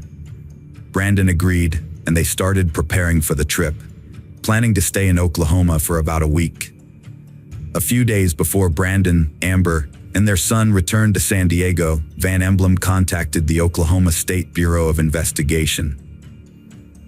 Van reported that his friend and employer, 30-year-old Justin Hammer from Garvin County, had asked for help to dispose of a body, claiming it was the body of Brandon Duran. After receiving the call from the Oklahoma State Bureau of Investigation about a possible crime, the local sheriff and his assistant immediately went to the ranch owned by Hammer. Authorities also contacted Brandon's relatives from San Diego, but they found that Brandon was unreachable for several days until they confirmed the information provided by Van. They decided not to disclose the details of this case to Brandon's family. During questioning, Justin Hammer quickly confessed to murdering Brandon Duran. However, Hammer claimed he acted in self-defense, describing Duran as a dangerous motorcycle gang member who had threatened him. Hammer alleged that on August 7th, Brandon had driven up to his house on a motorcycle, kicked open the door, gone inside, and started threatening him. Hammer stated that he had a close personal connection with Amber, which prompted Brandon to pay him an unexpected visit. According to Hammer, Brandon threatened him, ordering him to stay away from Amber, and warning that he would ask his biker friends to harm him severely. even suggesting that his family members would be targeted if he didn't comply.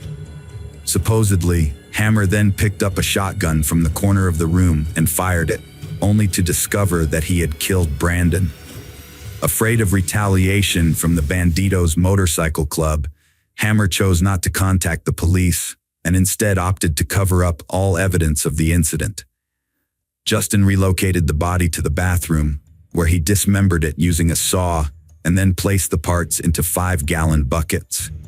He filled the buckets with cement to encase the remains. According to his statement, the buckets were too heavy for him to load into his pickup truck by himself, so he enlisted the help of his friend Van.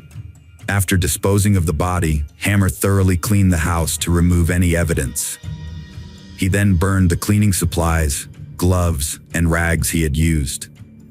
Additionally, he claimed to have given Brandon's motorcycle to a relative, who took it apart for spare parts. The officers went to Meeker to break the devastating news to Amber. After learning about the death of her child's father, the woman was left in shock. Despite being divorced, she and Brandon had planned to reconcile and start living together again. Amber revealed that she had gotten into a fight with Brandon the previous day, triggered by his discovery of her romantic relationship with Justin Hammer. Following their argument, Brandon stormed off on his motorcycle, vowing to confront her lover himself. The investigation revealed new evidence that raised significant doubts about the credibility of Hammer's testimony. Criminologists conducting a search of Hammer's home discovered that the door had been kicked in from the inside, and the shoe print on the door matched the sneakers worn by Hammer, strongly indicating that he was responsible for knocking down the door. Furthermore, they uncovered a list of items necessary for disposing of a body and a gun safe, suggesting that the crime was premeditated rather than spontaneous, and that Hammer had been preparing for it in advance. Apart from the 5 buckets, they additionally extracted a cement-filled doghouse from the pond that held extra fragments which did not fit into the buckets. This key evidence led to Justin Hammer being formally charged with first-degree murder. The forensic medical expert faced a challenging task in analyzing the 25 separate body fragments of Duran. The autopsy revealed that Brandon had been shot 4 times in the head, with 3 pistol shots and 1 shotgun blast. According to the expert, the shotgun gun blast was the final shot, and by then, Brandon was likely deceased and lying on the floor. This contradicted Hammer's statement, which claimed he had fired only once with a shotgun. However, this didn't add up to the investigators. They wondered why Hammer would use a shotgun after firing 3 pistol shots, especially since Brandon was already dead. This evidence hinted that someone other than Hammer might have been involved in the crime. The investigators' call to Brandon's mother, Cindy, left her stunned when they told her about her son's death. Once she recovered from the shock, Cindy explained that Brandon had never been a member of the Banditos motorcycle club. She said that Brandon's father had passed on his love for motorcycles to his son, but it never went beyond that. Cindy also mentioned another interesting detail. When Brandon left for Oklahoma, his bike was broken, and he had loaded it into the back of his pickup truck, hoping to fix it there.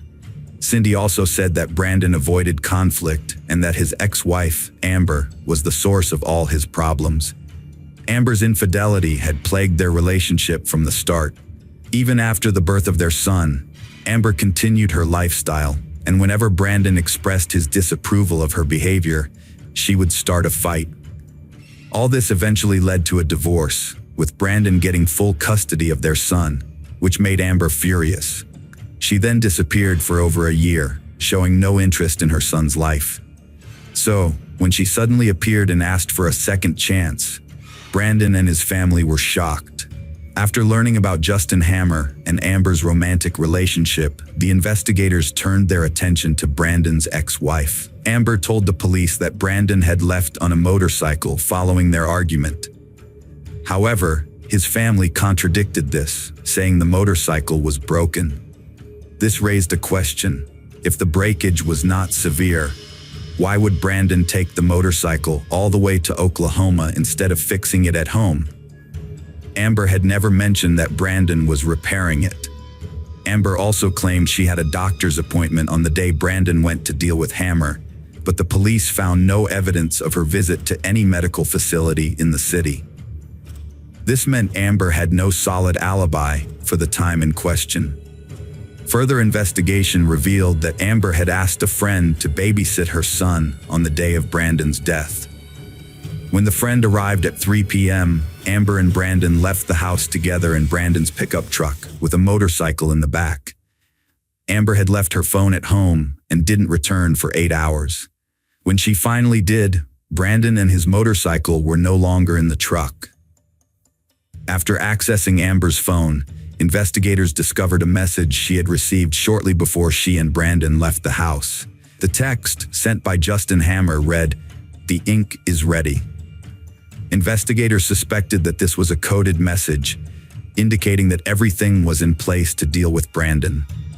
Following interviews with Amber's close friends, detectives learned that she had no intention of reconciling with her ex-husband and consistently spoke ill of him. She harbored a strong resentment towards Brandon, who had been granted full custody of their son, and viewed him as uncool, referring to him as a square. Soon, the authorities discovered physical evidence that contradicted Amber's story. Handwriting analysis revealed that Amber had written the note found in Hammer's safe, which detailed the items needed to dispose of a body. Upon reviewing the local hardware store's CCTV footage, police found evidence that the crime had been carefully planned in advance. The footage showed Hammer buying buckets and other items from a list Amber had written the day before Brandon's murder. However, while awaiting trial, Hammer insisted that he did not have an accomplice and acted in self-defense. He claimed that the items on Amber's list were needed to repair the house, not to dispose of a body. Furthermore, Hammer explained that he used 2 types of weapons, stating that he held a shotgun in one hand and a pistol in the other. This statement was considered unusual by the investigators. The jury has recommended a life sentence without parole for Hammer, deliberating for only about an hour and a half, despite expectations of a trial that would last several weeks. Assistant District Attorney Jennifer Austin expressed satisfaction with the verdict, deeming it appropriate and a means of providing justice for Brandon Duran's family. Brandon's mother, Cindy Ware, was also pleased with the jury's decision, acknowledging that it was a difficult choice, but one she had been hoping for over the past 2 years. In October 2014, Justin Hammer was sentenced to life in prison without parole. 2 months later, Amber was arrested and charged with the first-degree murder of her ex-husband, desecrating his remains, and conspiracy to commit a felony. Amber pleaded not guilty, hoping to be released on bail. However, the district judge denied the request, stating that the nature of the allegations warranted the denial of bond. In the spring of 2017, the trial got underway. Prosecutors Sharee Miller and Jennifer Austin made the case that Amber was the mastermind behind the crime. They alleged that she had lured Brandon to her lover's house, where Hammer shot him 3 times with a pistol. Amber then fired the final shot from a shotgun, according to the prosecutors. Throughout the trial, the prosecutors emphasized that all witness statements and evidence pointed to Amber's direct involvement in the crime. They argued that she was the only person with a motive to want Brandon out of the way. The defense attorney, Jay Mendros, argued that the prosecutor's office failed to provide any evidence linking Amber to the case, dismissing the allegations as a conspiracy theory. According to Mendros, Amber was not a cold-blooded killer, and Justin Hammer committed the murder because he was afraid of losing her to Brandon Duran. Mendros described the situation as a perfect recipe for disaster, with Duran returning to Oklahoma to rekindle his relationship with Amber Andrews, while Hammer, who had dated Andrews for a year, felt threatened by Duran's presence. Mendros emphasized that Justin Hammer had a clear motive to kill Duran, citing the love triangle between Hammer, Andrews, and Duran. He stressed that the situation was complex, with Andrews having relationships with both men and frequently going back and forth between them. The prosecution, Mendros claimed, had twisted and distorted the evidence to make it appear sinister. He alleged that the prosecution was attempting to convict Amber based on suspicion and innuendo, rather than concrete evidence. Mendros pointed out that Justin Hammer had confessed to the murder, stating that he acted alone. This, Mendros argued, was the only concrete evidence in the case, and it did not implicate Amber as a conspirator or murderer. Jurors delivered a guilty verdict after more than 4 hours of closing arguments in a Garvin County District courtroom, recommending 35-year-old Amber Andrews be sentenced to life in prison. Sentencing was set for June 12, 2017. At the hearing, Amber appeared in a good mood. Brandon's mother, Cindy Ware, emotionally took the witness stand to express the impact of her son's death on her and her grandson. Before the judge's verdict, defense attorney Jay Mendros made another statement, saying, "It's still the defense's position that there's nothing that ties her to this murder." Mendros told the judge there's no evidence that she was involved in this murder. He would ask the judge to disregard the jury's verdict and reset the case, arguing that the state's case was void of evidence and played on jurors' emotions to get the guilty verdict. Amber Andrews was given a life sentence without parole for the murder of Brandon Duran in the first degree. She also received 7 years for desecrating his remains and another 10 years for conspiring to commit a felony. Her accomplice, Justin Hammer, is currently serving his sentence at the Oklahoma State Penitentiary in McAlester, Oklahoma, while Andrews is incarcerated at the Mabel Bassett Correctional Center in McLeod, Oklahoma. As for Brandon's son, Brando, he has been in the custody of the Oklahoma Department of Human Services since August 7, 2012, and has been living with a foster family. After a long battle with the court system, Cindy, Brando's grandmother, was finally able to bring him back to San Diego in January 2013 to live with her. However, it took her 5 more years to gain full custody of Brando. After the trial, Cindy and her relatives told Brando the truth about the verdict and his mother, Amber Ann. Hello friends, welcome to our channel. Today we're going to take a look at another horrible case with you. The case of Matthew Patrick Podolak. Matthew Patrick Matt Podolak was born on June 10, 1975 in Ohio, USA to Patricia Romano and Leonard Podolak. During his high school years, Matthew was a member of the school hockey team. After graduating, he enlisted in the U.S. Navy. Following his naval service, Matthew secured a job at Phoenix Industrial Finishing, a company owned by his uncle. However, he struggled to get along with his colleagues. According to his sister Chrissy Duca, some coworkers disliked him, possibly due to jealousy over his expected promotion and his uncle's plans to groom him to take over the business. Matthew enjoyed pursuing outdoor activities, such as boating, camping, and hunting. In his free time, he also played softball and hockey. Matthew met Holly McFeature in 2003, and they began dating shortly after. They eventually moved in together in a home in Cleveland. Their friends described Matthew as a man overjoyed to have found someone to settle down with and start a family. Within a year, they had their first child, a daughter named Samantha, and about 2 years later, they had a son named Josh. The family also included a third child from Holly's previous relationship. Matthew's mother, Patricia, described how her son fell deeply in love, giving himself 110% to the relationship. He was truly devoted to Holly. However, by 2005, their romance had deteriorated, becoming argumentative, strained, and divisive. Whenever Matthew and Holly quarreled, he would leave home and spend the night at a friend's place. This wasn't an isolated incident, and his friends repeatedly urged him to break off the relationship, warning him about Holly's selfish behavior.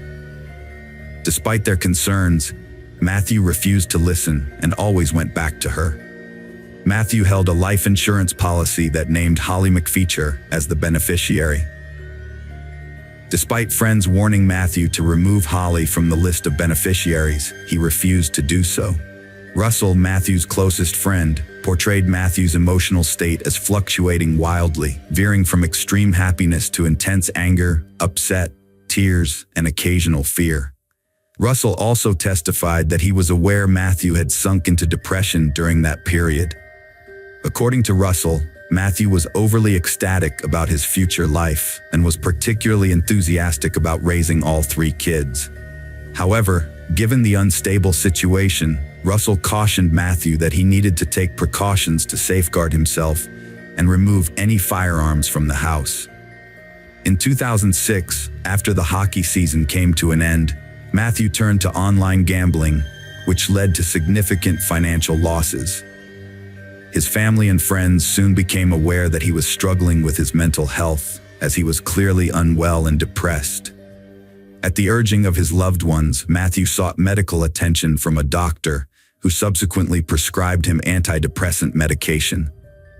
By Memorial Day weekend, Russell Harry had become very worried about Matthew's physical health.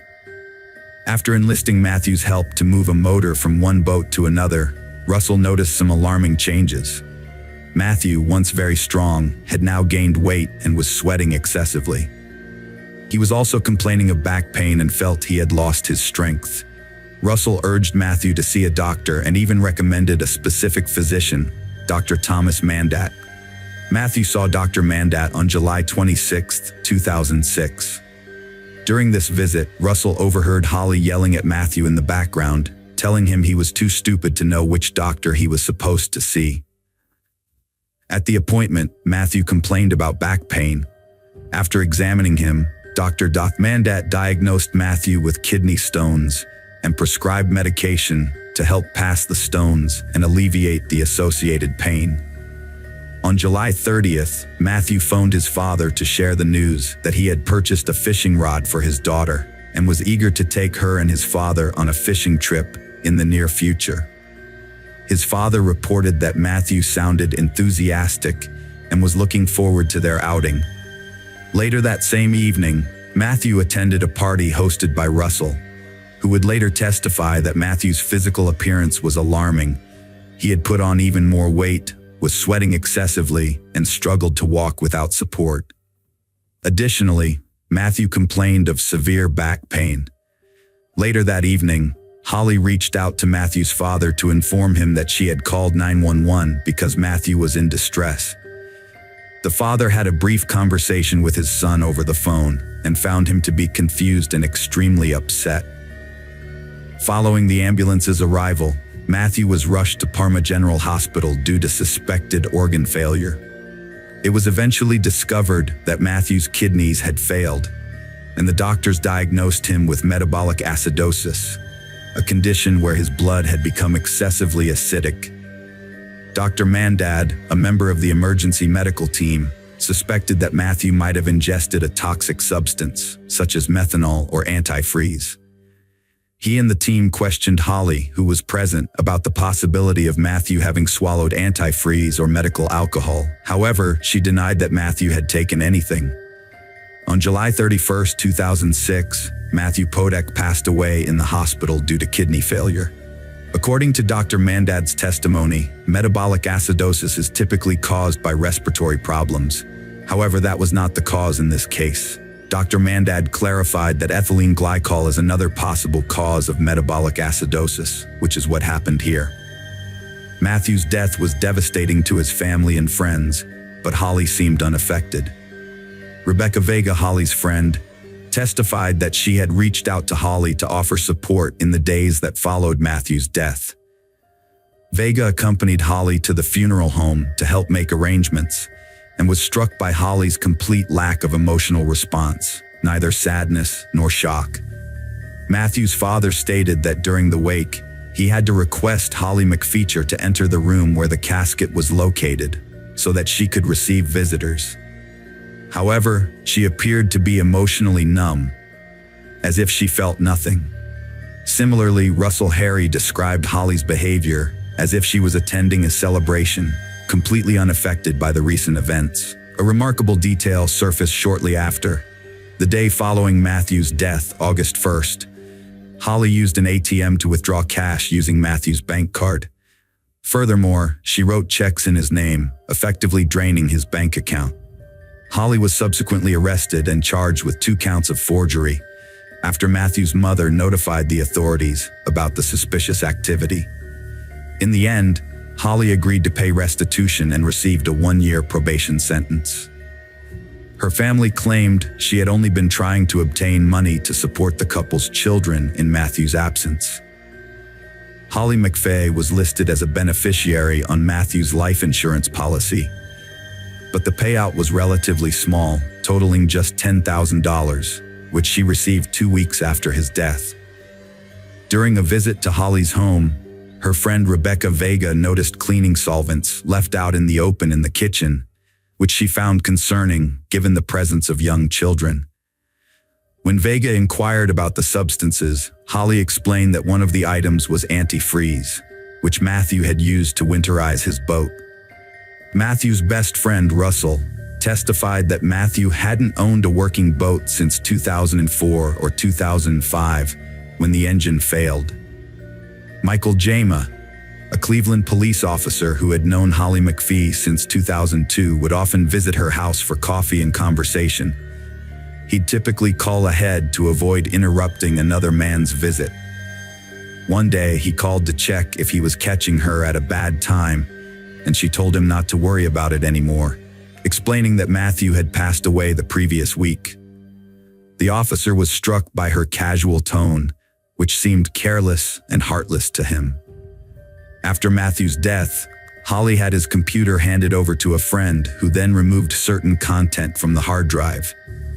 She also cut up his clothes to make a quilt, which meant that his father and brother were left with no clothing items to remember him by.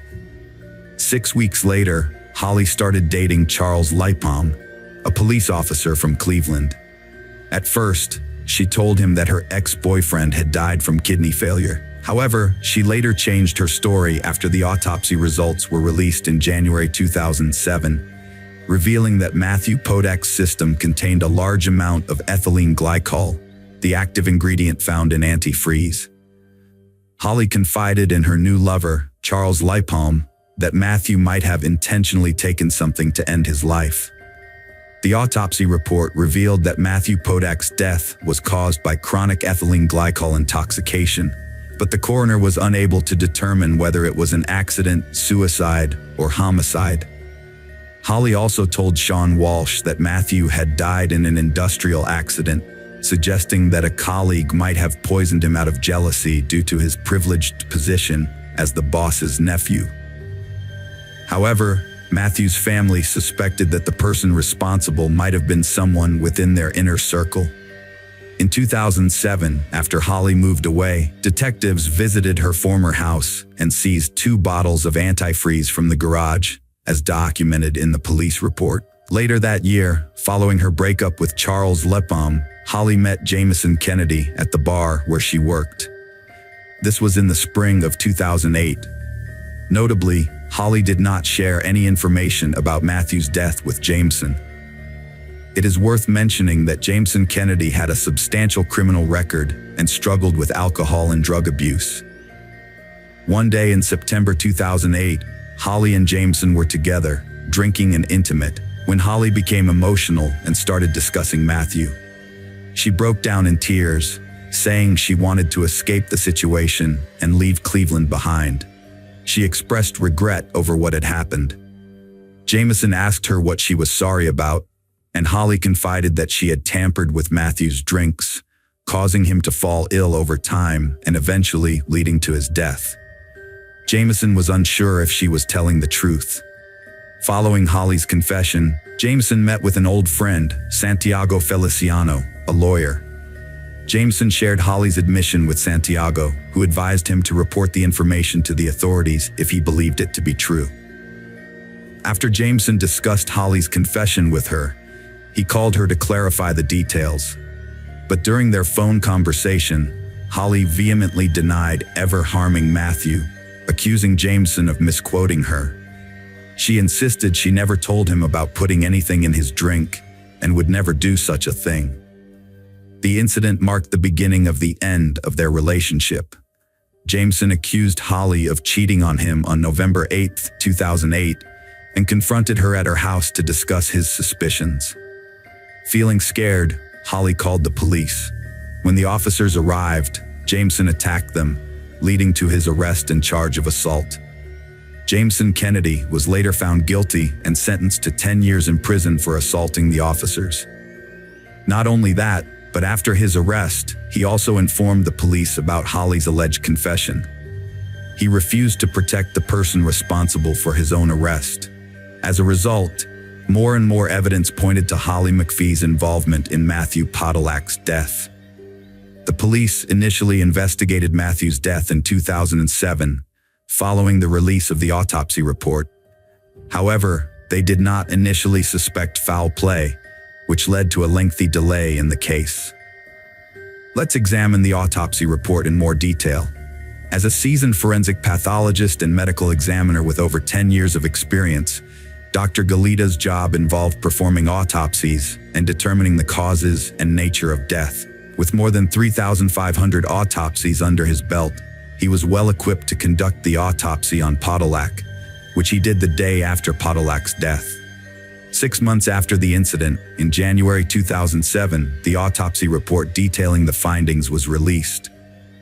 The report, which was signed by the doctor and the county coroner, Dr. Elizabeth Balge, concluded that Tupac's death was caused by chronic intoxication due to ethylene glycol, although the manner in which this occurred remained undetermined. Dr. Galita explains that the ethylene glycol Matthew Podolak ingested entered his bloodstream and was quickly metabolized by alcohol dehydrogenase in his liver. This enzyme facilitates certain chemical reactions in the body.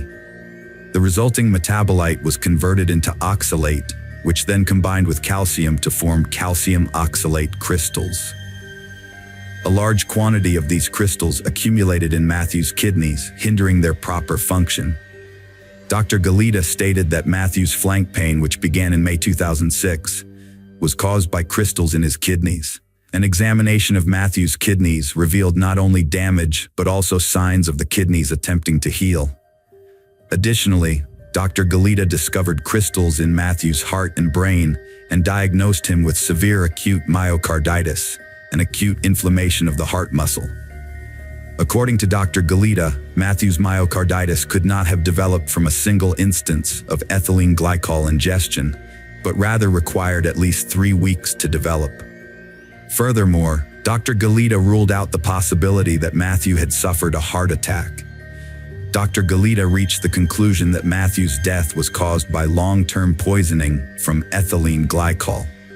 She believed that this poisoning happened due to a series of acute but non-fatal intoxications that occurred over a period of at least 3 months. Matthew's friends stated that his go-to drink was raspberry iced tea, which he would often bring to work in a thermos or in its original packaging, whether it was a half-gallon or whole-gallon container. According to his friend Michael Mahal, Holly McPheecher would occasionally bring Matthew lunch at work, and it would always come with a half-gallon or whole-gallon container of iced tea. In August 2007, the police collected 2 bottles of antifreeze, one from Peak and one from Saturn, from the garage of McPheecher's former home. This was 3 years after she had moved out, and also after the autopsy results had been released in 2010. The coroner's report was later amended, and Dr. Frank Miller, the then county coroner, signed off on the updated document. Although the cause of death remained the same, the amended report changed the manner of death from undetermined to homicide, concluding that Podolak's death was a result of chronic ethylene glycol intoxication and was indeed a homicide. 6 years after Matthew Podolak's death, the authorities finally decided to arrest Holly McPheecher in connection with his passing.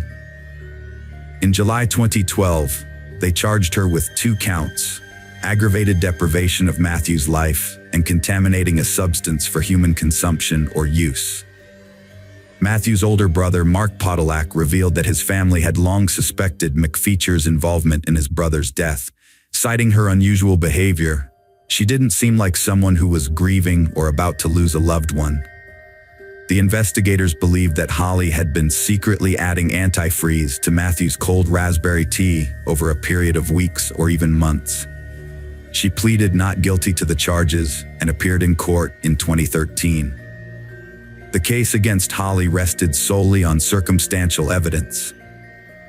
During the trial, the prosecution called 15 witnesses, including Matthew's family and friends, Dr. Galita, Dr. Thomas Mandat, Matthew's doctor, and several police officers involved in the investigation.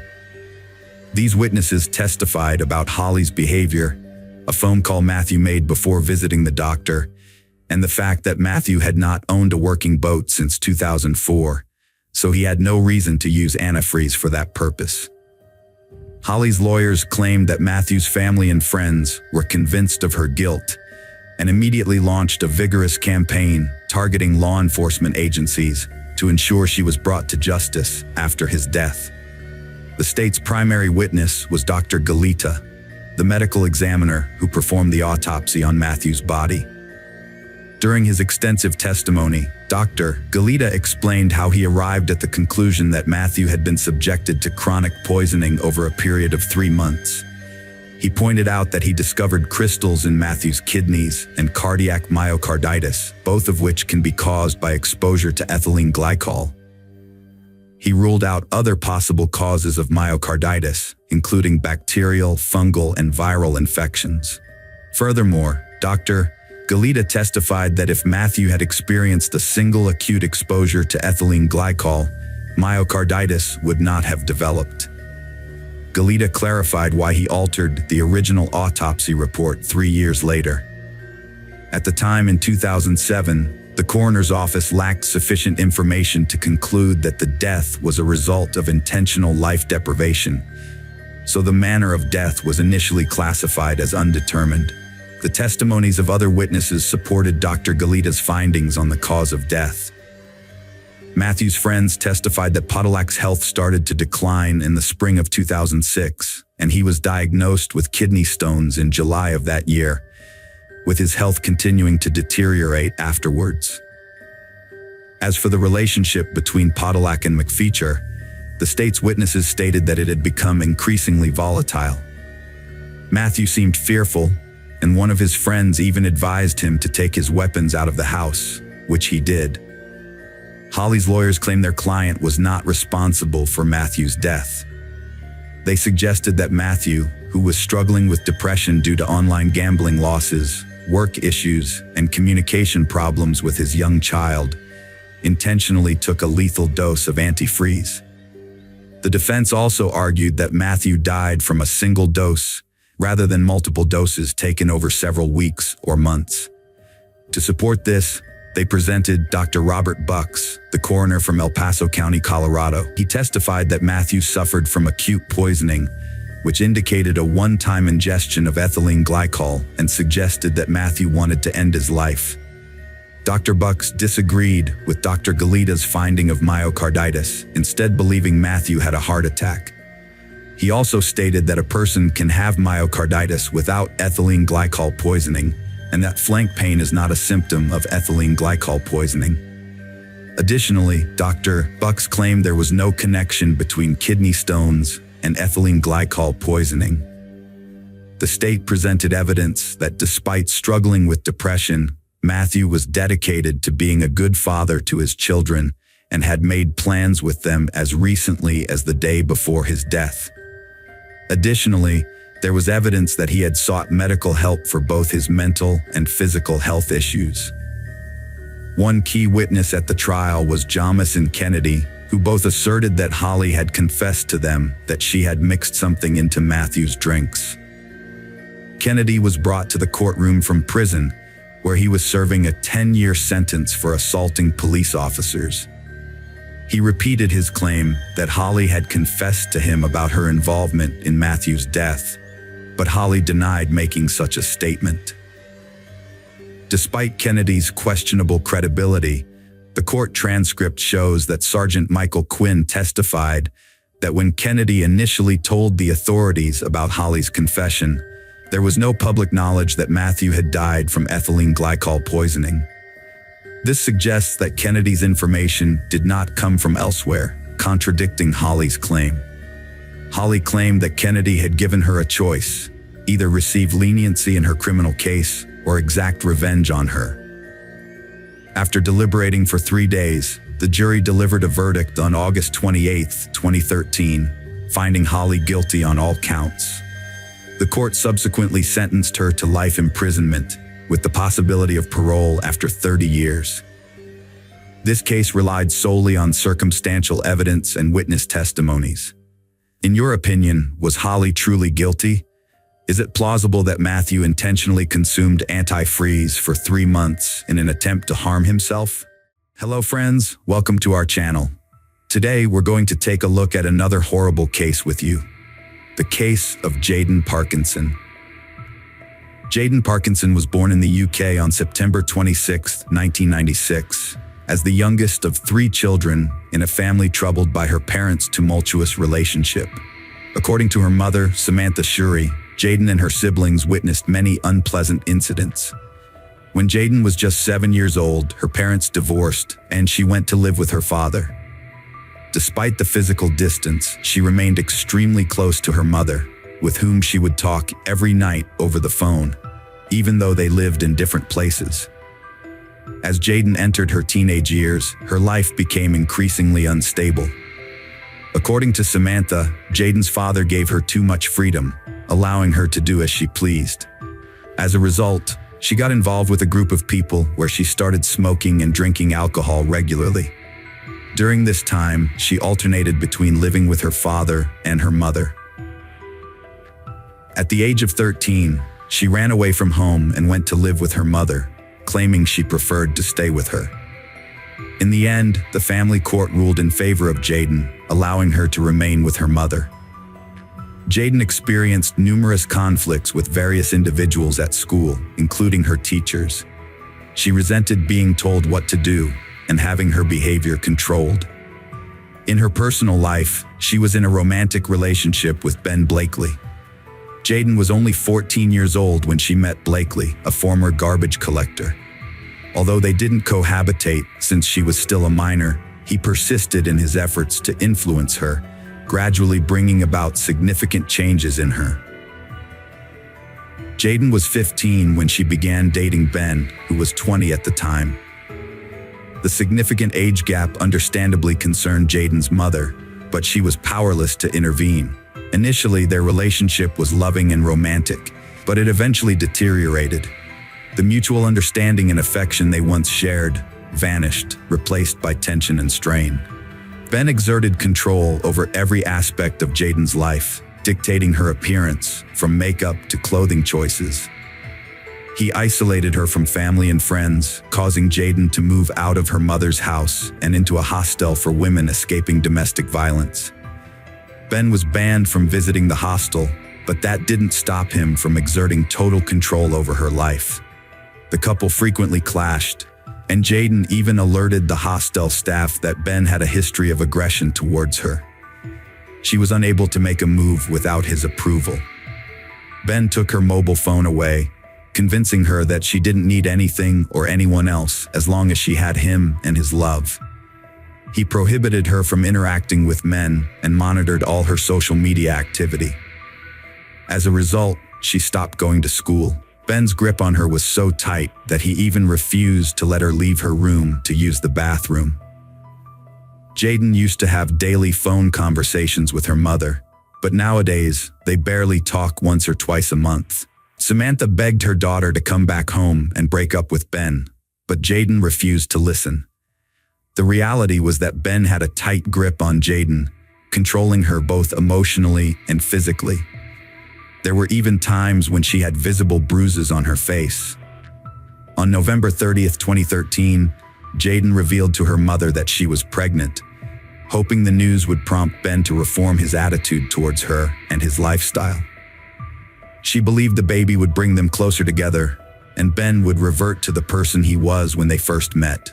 However, Ben failed to meet her expectations.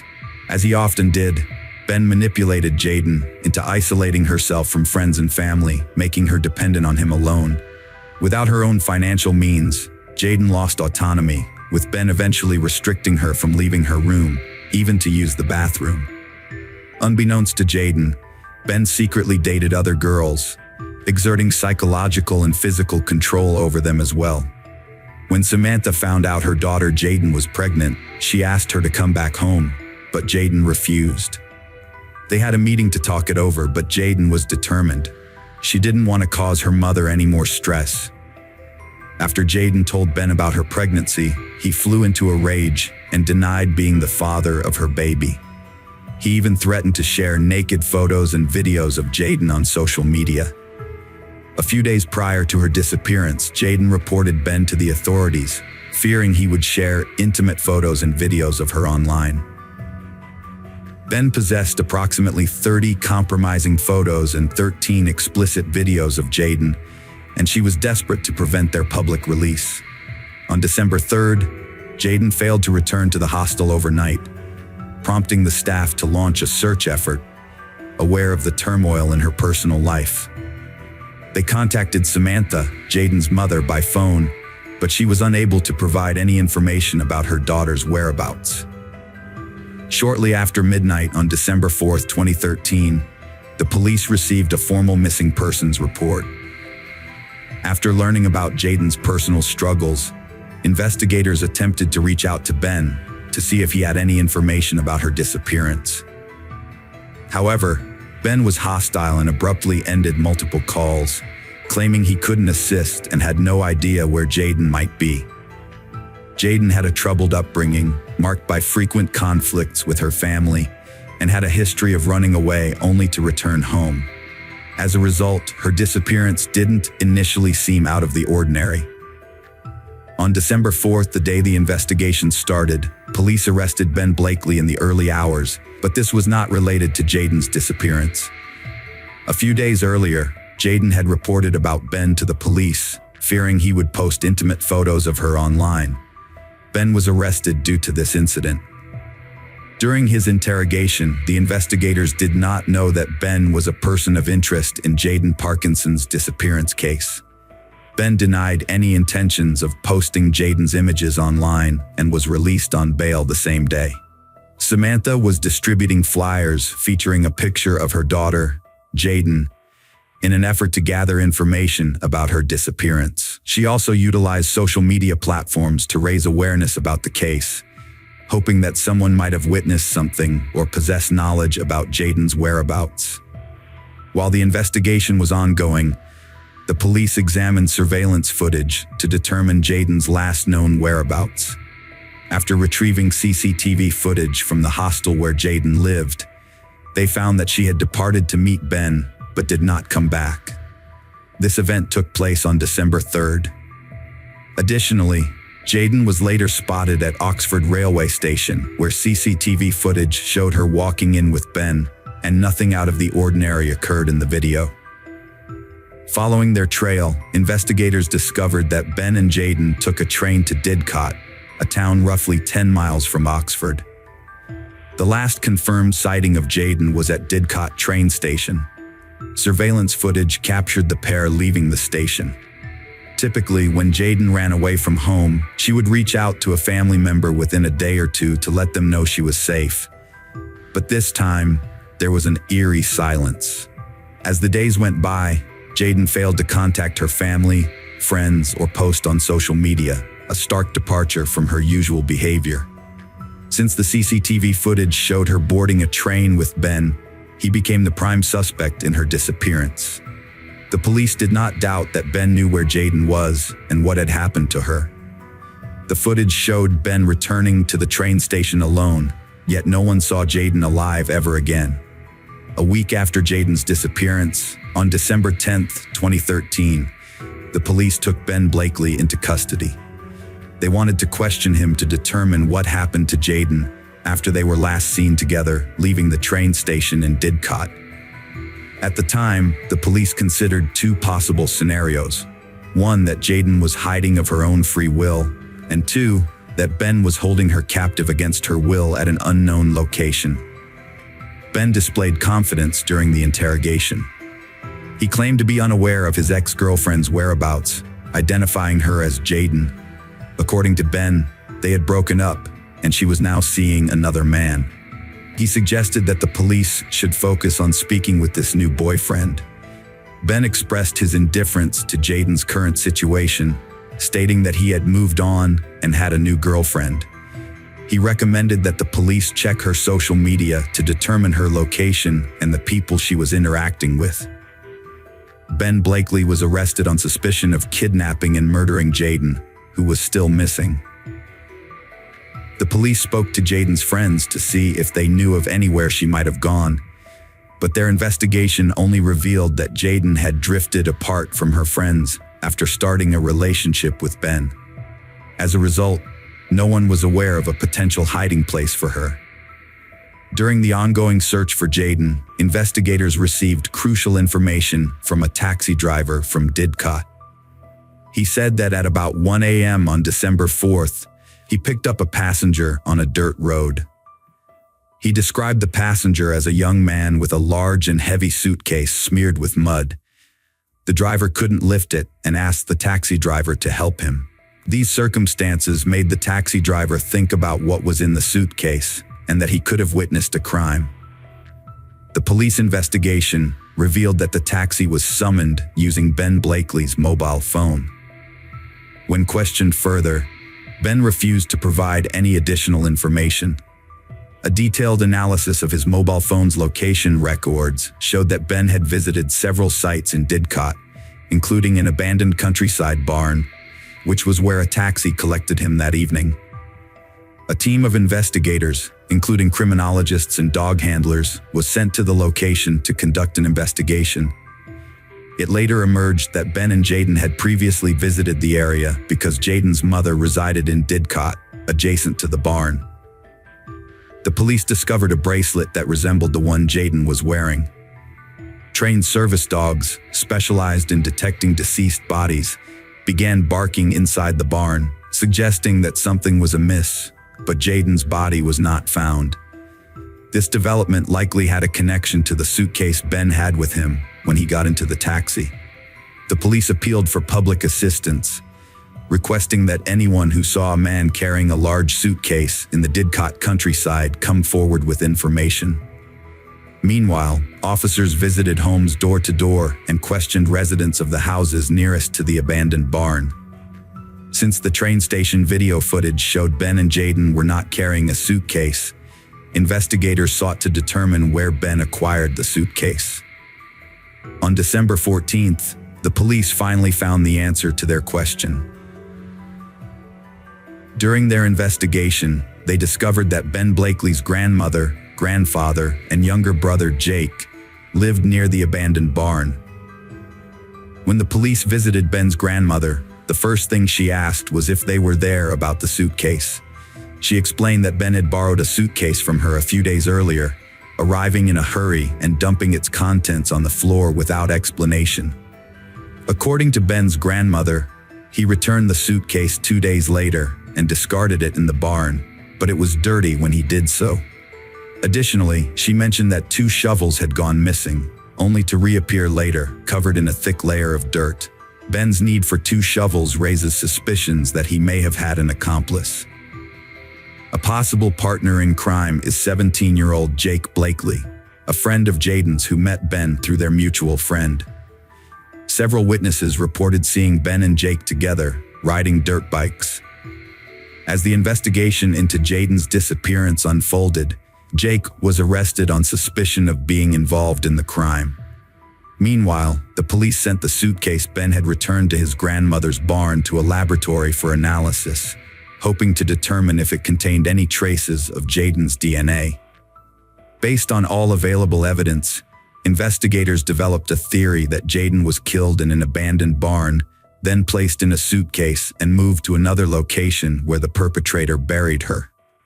However, due to the vast area of fields surrounding Didcot, finding Jayden's body was a daunting task. To aid in the investigation, police utilized aviation to narrow down the likely burial site.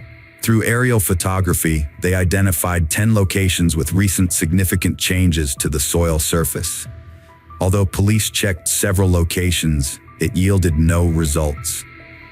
It wasn't until they thoroughly investigated all 10 places of interest that they finally found Jayden's body. A surprising development emerged in the case. Jake Blakely began working with the police, directing them to investigate his uncle's grave at a local cemetery in Didcot, adjacent to All Saints Church. Although the cemetery was one of 10 locations that had recently shown surface changes, it was initially considered a low priority since soil disturbances are common in such places.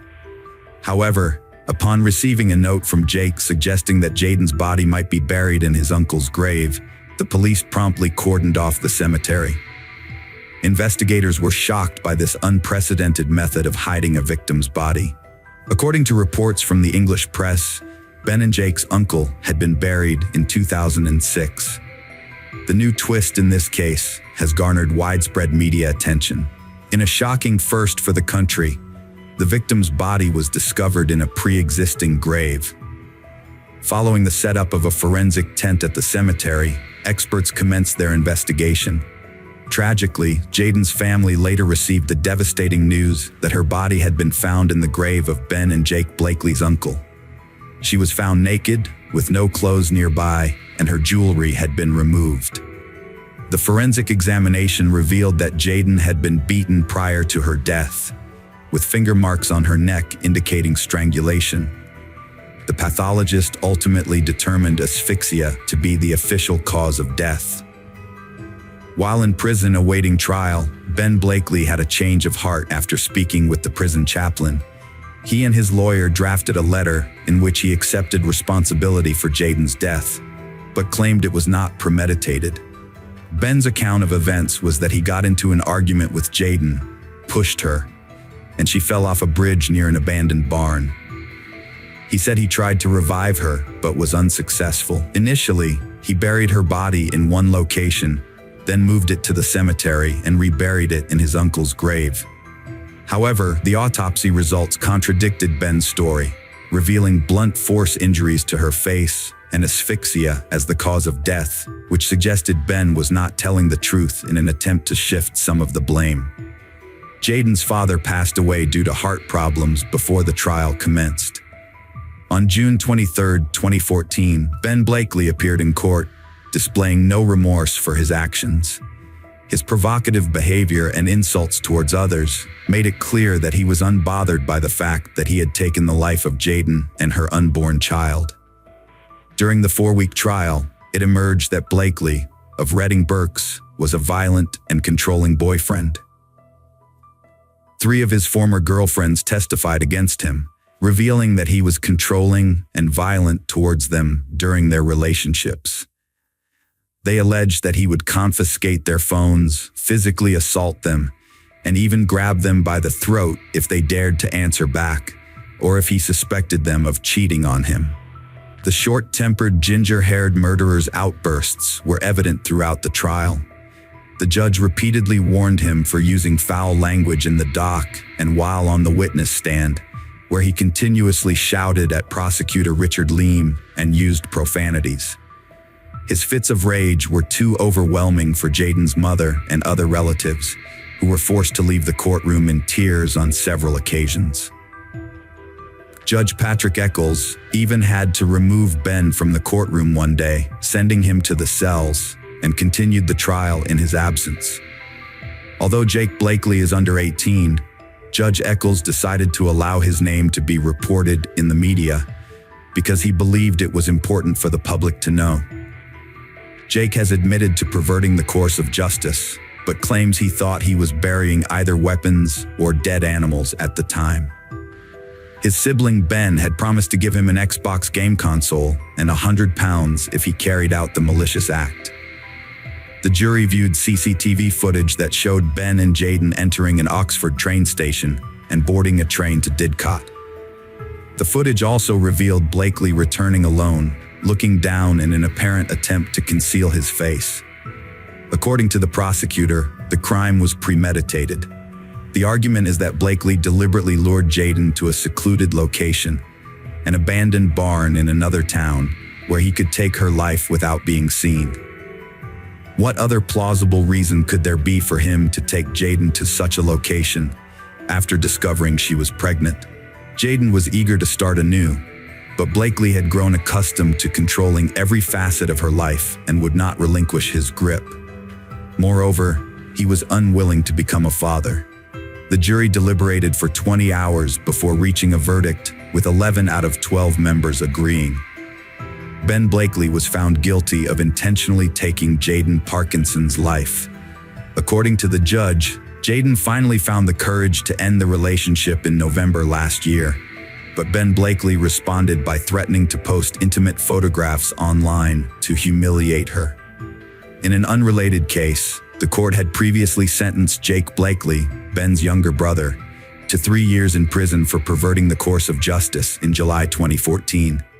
Ben Blakely, on the other hand, was sentenced to life in prison with a minimum term of 20 years. Hello friends, welcome to our channel.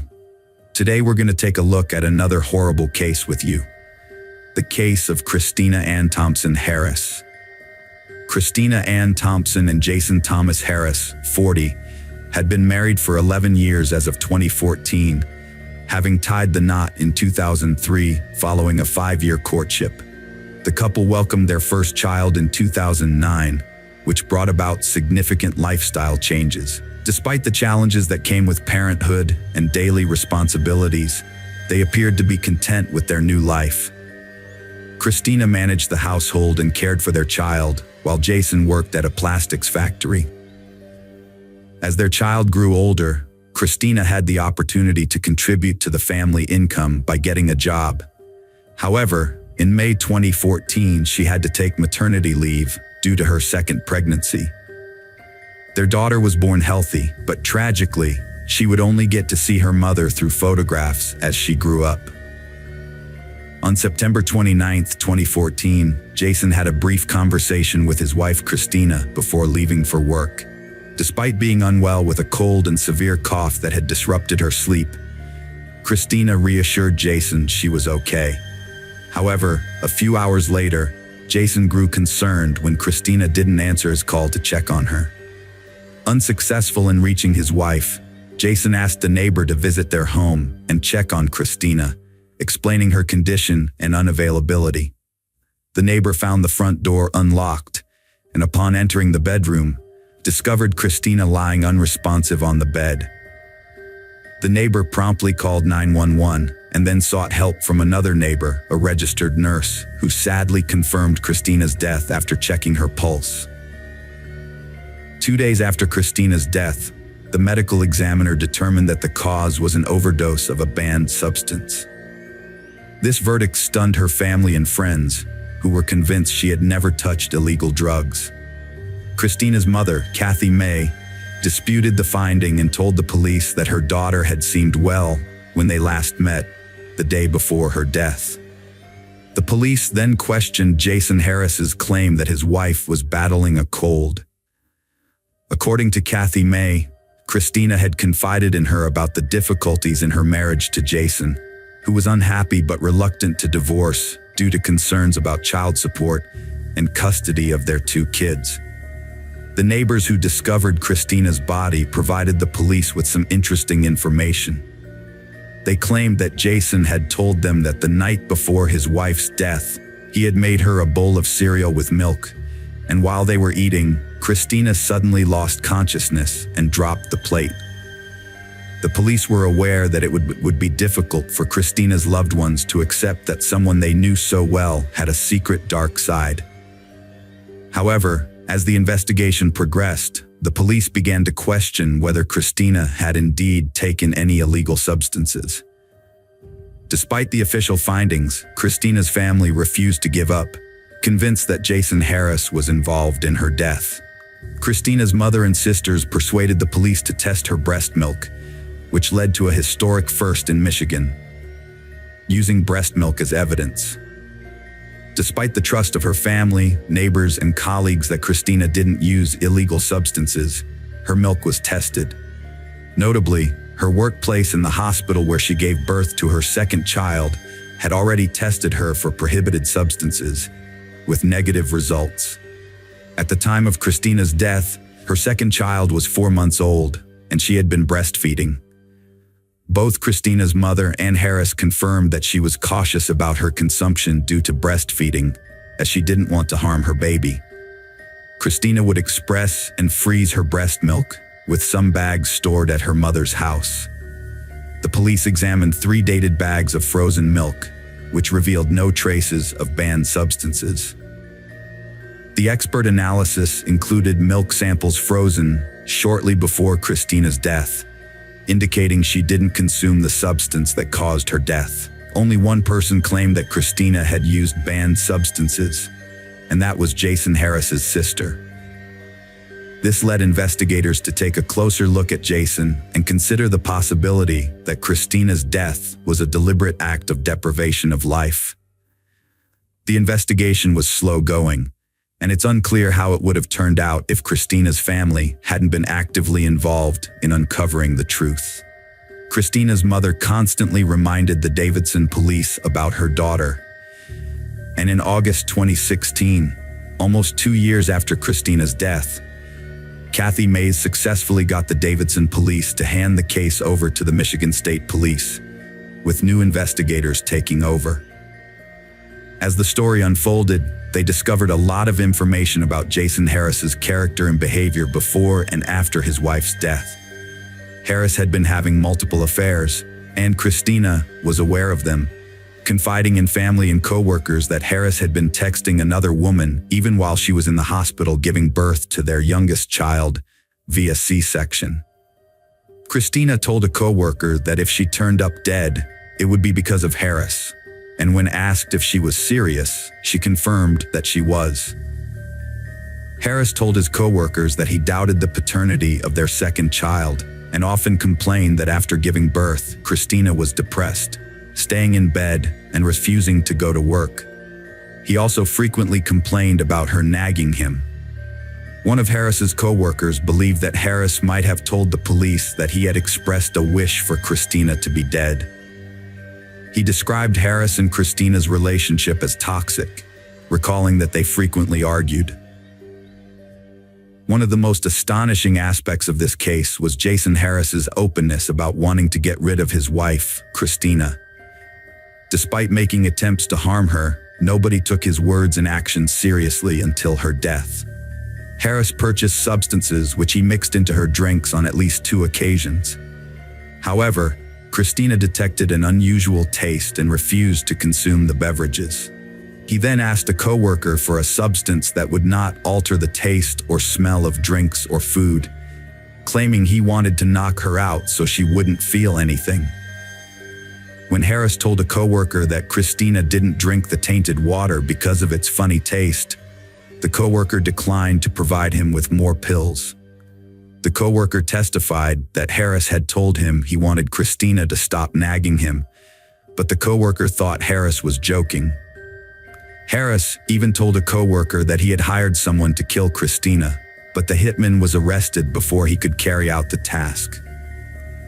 Harris then asked the same coworker to kill Christina in exchange for $10,000 from her $100,000 life insurance policy. The coworker refused, believing Harris was venting frustrations and that the offer was merely a poor joke. He remembered the conversation as Harris saying, "I'm tired of her, I'm going to get rid of her." On September 29, 2014, Harris dropped off his 2 children at daycare on his way to work. Later that morning, he sent a text to a neighbor asking her to check on his wife Christina because she wasn't answering his calls. The neighbor arrived at the house and saw the family van in the driveway, but Christina didn't come to the door. The neighbor entered the house and found Christina lying unresponsive in bed. She asked Harris if she should try to wake her up, and he said Christina had probably overslept and that he was on his way home. The neighbor then went back inside and found Christina feeling cold, with foam coming from her mouth and nose. She called 911 and another neighbor who was a registered nurse. The 911 operator asked if there were any needles present, but the neighbor didn't see any. The registered nurse neighbor testified that Christina was cold, stiff, had no pulse, and had white foam coming from her mouth. She didn't attempt to resuscitate Christina because she was already dead. When the paramedics arrived, they pronounced Christina dead at the scene. Harris informed his supervisor that he had requested a neighbor to check on Christina and that he needed to return home because Christina was unresponsive when he arrived at the house. However, witnesses reported that Harris did not appear concerned or rushed, and he entered the house without notifying the neighbor he had asked to check on Christina. Later that morning, Harris contacted Christina's supervisor at work, informing her that Christina had passed away the previous night and inquiring about collecting the $100,000 death benefit on Christina's life insurance policy through her employer. One of the women with whom Harris was intimate told investigators that Harris reached out to her on the day of Christina's death, claiming that his wife had died from taking an excessive amount of a banned substance, implying that he knew the cause of Christina's death before the medical examiner's report. That evening, the neighbor Harris had asked to check on Christina saw him in the driveway. Harris stated that Christina was not the angel her parents thought she was, and that their child would soon learn all the good and bad about Christina. He claimed that Christina had dropped her bowl of cereal and that he told her to go to bed. Harris also told the neighbor that his wife was restless, tossing, turning, and thrashing around during the night, and that he had heard her cough before he left for work, wondering if that had been her last breath. Harris told a police officer that Christina had been coughing a lot when he left the home, and that Christina had fallen asleep while eating cereal the night before her death. Finally, Harris informed Christina's mother that Christina had complained about her water tasting of chemicals before she died. In this case, a key motive was financial gain. Within a week of Christina's death, Harris and his mother personally visited Christina's workplace to ask about her life insurance payout. Moreover, Harris received a $20,000 death benefit from his employer's life insurance policy soon after Christina's death. One of Harris's mistresses moved in with him and his children. Although Christina's mother thought the mistress moved in after the funeral, Harris's neighbor testified that the mistress had already moved in before the funeral. The neighbor also stated that Harris's adult children from a previous marriage moved into the house just days after Christina's death. Police found that Jason Harris had bought a plane ticket to Rhode Island 9 days after Christina's death to visit a woman he had exchanged over 5,800 texts with. The county medical examiner, Dr. Brian Hunter, sent Christina's post-mortem blood and urine samples to a lab for testing. Initially, Dr. Hunter thought Christina's death was an accident, but there were no needle marks on her body, and investigators didn't find any drug residue or rolling paper near the bed where she died. In 2016, the Michigan State Police took over the investigation into Christina's death. Later, in 2019, after being questioned in a wrongful death lawsuit brought by Christina's family, and after reviewing the police file, Dr. Hunter changed the manner of Christina's death on her death certificate and post-mortem report from accidental to homicide. The police charged Harris with first-degree murder, solicitation of murder, and delivery of a controlled substance causing death. He was refused bail. Nicholas Robinson, Harris's attorney, said his client has pled not guilty to this matter and looks forward to contesting these charges. By the time of his arrest, Harris had lost his job due to a positive test for banned substances. The efforts made by Kathy Mays to ensure that law enforcement agencies punish the perpetrator of her daughter's death did not go unnoticed. Genesee County Prosecutor David Layton said that a few years back, he started receiving Facebook and email messages from a woman from Davidson, claiming that her daughter had recently died and that it was not an accident. The woman, Kathy Mays, was able to capture Layton's attention, and authorities began reviewing the death of her daughter. Kathy Mays recalled the words her daughter's mother wrote in an email. "Mr. Prosecutor, you are my last hope, the last chance we have to see justice through for my daughter. Please help me." Layton stated, "I was, and remain to this day, thoroughly convinced that her daughter's death was not accidental, but rather the result of foul play. However, it was Mays's relentless pursuit of justice for her daughter that ultimately led to this moment, and it is her effort that prompted Leighton and his office to present her with the Crime Victim Advocate of the Year award. Mays thanked Leighton for the award, presented to her in a room filled with about 40 people. Mays said, "The accused have well-defined rights, but the victim's rights are not so defined. Communicate through email, phone calls, talking to people, and learn the jargon that's coming at you from the professionals. You are your loved one's best advocate." Mays recounted that in September 2014, she received a call informing her that her daughter had not woken up, and instantly she suspected her husband's involvement. Through her journey to becoming a victim's advocate, a role she was previously unaware of, Mays shared the valuable lessons she learned. Victims should not take for granted that an investigation will occur, and even if one does, it's not guaranteed that the investigators will have the necessary expertise in the specific crime they're investigating. It's essential to be proactive rather than passive when seeking justice for your loved one. Moreover, don't expect to receive regular or progress updates. The trial started in 2021. Prosecutors allege that Harris intentionally laced his wife's cereal with a prohibited substance, aiming to end her life. He then went to work, waited a few hours, and asked the neighbor to check on Christina Harris, seemingly wanting someone else to discover her lifeless body, thereby diverting suspicion from himself. According to the prosecutor, Harris had multiple motives for killing Christina. He was involved with other women, suspected her of infidelity, doubted the paternity of their second child, and was frustrated with her constant nagging. Harris openly confessed to multiple individuals that he was against divorce, unwilling to pay child support, and unwilling to lose custody of their children. Prior to Christina's death, he confided in a coworker that he wished she would pass away on the morning of her actual death.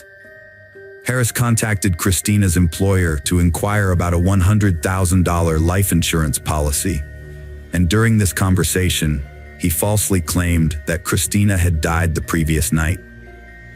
The jury was presented with conclusive proof that Harris wanted Christina dead and had even attempted to hire an assassin. He had devised a plan to achieve this and was aware of where to obtain illegal substances. In fact, he repeatedly purchased these substances with the intention of administering them to Christina. Multiple witnesses testified during the trial that Christina refrained from recreational drug use and was meticulous about what she consumed, given her breastfeeding responsibilities. Furthermore, tests on her frozen breast milk yielded negative results for the substances, lending credence to the theory that Harris had contaminated Christina's food. Prosecution presented the results of the toxicological examination, and Dr. Judge stated that Christina's death was compatible with swallowing a substance. The prosecution dismissed the possibility of an injection because there were no injection marks or a needle found. Dr. Judge added that it was also unlikely that the substance was snorted, as neither a rolled-up dollar bill nor any paper used for this purpose was found at the scene. Jason Harris was given the opportunity to address the court, but he failed to apologize or express remorse. Instead, he maintained his innocence. The jury, however, saw through his deception and revealed him to be a selfish, murderous, and dishonest individual, as the judge remarked on November 17, 2021. The jury ultimately found 47-year-old Harris guilty on all charges brought against him. 3 weeks later, the court sentenced Harris to life imprisonment without the possibility of parole. Undeterred, Harris proceeded to appeal the verdict. In a statement, prosecutor David Leighton extended his sincerest condolences to the family and friends of Christina Harris, describing the case as tragic and hoping that the verdict would bring some measure of comfort as they continued to mourn. Harris requested a new trial, citing his trial lawyer's ineffective assistance. Specifically, he argued that his lawyer failed to obtain an independent expert opinion on the prosecution's evidence and did not consult with an independent toxicologist. The lawyer's trial strategy had been to show that Dr. Hunter's opinion on the manner of death was based on flawed information. The prosecution responded by submitting an affidavit from Jason Harris's trial lawyer, who clarified that he had chosen not to obtain an independent expert opinion to counter the prosecution's expert witness. Instead, his strategy was to highlight that Dr. Hunter had altered his opinion on the manner of death due to being presented with inaccurate information and circumstances over a 3-year period, which was influenced by pressure from the victim's family. In February 2024, the Michigan Court of Appeals upheld Jason Harris's conviction, and as a result, he will spend the rest of his life in prison with no possibility of parole. Hello friends, welcome to our channel. Today we're going to take a look at another horrible case with you. The case of Michelle Davis. Michelle Ann Cosner Davis was born in Iowa on December 15, 1966. By 2008, at 41 years old, she lived in Des Moines with her 3 kids. Her divorce was nearly finalized and she was eager to start anew. Michelle had already taken steps towards independence, moving into her own apartment and obtaining a restraining order against her husband, Randy Davis. The years leading up to the divorce had been marked by tension and strain within the family. Michelle was a friendly and adventurous person who had a passion for motorcycles. At her job as a secretary for a trucking company, she was well respected and commanded authority. On Thursday, September 11, 2008, Michelle was at work, and her co-workers noticed a significant change in her demeanor after her husband left her. She seemed to have shed a burden that had been weighing her down for years. In a good mood, Michelle wrapped up all her tasks and left the office around 4:30 p.m. After a short time, eyewitnesses started calling 911 to report a serious accident on Interstate 235. They told the operator that a Mercury Sable car had flipped over and a woman was still strapped into the driver's seat with her seatbelt. Tragically, the woman was unconscious, and despite the efforts of the paramedics who arrived at the scene, she could not be saved. The woman who lost her life was identified as Michelle Davis. After arriving at the accident scene, the police initially concluded that Michelle lost control of her vehicle, leading to the crash. However, they reversed this theory just a day later. Forensic experts subsequently determined that Michelle's death was not caused by a head injury sustained during the rollover, but rather by a gunshot wound to the head. The bullet was extracted and sent for analysis, with the hope of tracing the perpetrator. The investigators on this case were dealing with something entirely unprecedented. As they awaited the ballistic examination results, local authorities took proactive measures to safeguard the public. They considered the possibility that Michelle might have been a random target, not premeditated. This raised the alarming prospect of a shooter who wouldn't stop at just one victim. Given the high volume of traffic on the interstate, any driver could potentially become the next target for the unstable perpetrator. It was essential to crack the case quickly, and so the police increased their patrols throughout the city. When detectives realized Michelle's death was not an accident, they revisited the crime scene to try to determine the shooter's whereabouts and if they had left any clues behind. Unfortunately, their efforts yielded nothing. The police failed to recover the cartridge case or any other evidence that could aid the investigation. To make matters worse, the initial assumption that Michelle was a car accident victim led the traffic services to clear the site, which meant that even if there were any evidence, it was likely destroyed and irretrievable by the time the truth came to light. Despite these setbacks, the detectives didn't give up and pinned their hopes on reviewing the traffic camera recordings. These days, CCTV cameras often prove instrumental in helping the police crack cases, and this one was no exception. With the traffic camera recordings at their disposal, the investigators dove right in. First, they needed to locate the recording from the camera nearest the crime scene and rewind it to when the 911 calls started coming in. Half an hour later, the investigators finally found what they were looking for. The video showed Michelle's car upside down, but the footage was poor quality, resembling a slideshow with separate alternating pictures and intervals in between. As a result, the investigators only had a few usable shots, none of which revealed what led to Michelle's car rolling over. This was a disappointing development, as the investigators thought they had finally stumbled upon a crucial clue, only to be left with false hopes. The police still needed to review the remaining camera recordings and search for potential eyewitnesses. Meanwhile, the investigator handling the Michelle Davis case visited her family to break the news that her death was not an accident, as initially thought. This revelation left Michelle's family in shock. Michelle's mother, Patty, had passed away before her. Her father, Michael Lee Cosner, was now grieving the loss of his second daughter. His first daughter, Cheryl Sue Cosner, Michelle's older sister, died in 1965 at just 1 year old. 43 years later, Michael Cosner was facing the unbearable loss of another child. Losing one's children is the ultimate tragedy for any parent. Michelle's family informed the investigator that she had been going through a series of changes in her life, but they did not think she had any financial issues. However, they suspected that the one person who could potentially harm Michelle was her estranged husband, Randy Davis, particularly since their divorce was nearly finalized, and she had obtained a restraining order against him. Meanwhile, another detective interviewed Michelle's colleagues at her workplace and discovered that she was having a close relationship with a coworker named Matt Jorgensen, following her separation from her husband. According to Michelle's friend, the feelings between Michelle and Matt were mutual. Since Michelle was still in the process of divorcing Randy Davis, she and Matt decided to keep their relationship private, only sharing it with a select few colleagues and close friends. The police now had two potential suspects in their investigation, Randy Davis and Matt Jorgensen. However, all attempts to contact Randy were met with failure, as every time they called him, the call went straight to voicemail. On the other hand, the investigators were able to meet with Matt, where they questioned him about his whereabouts on the day Michelle died.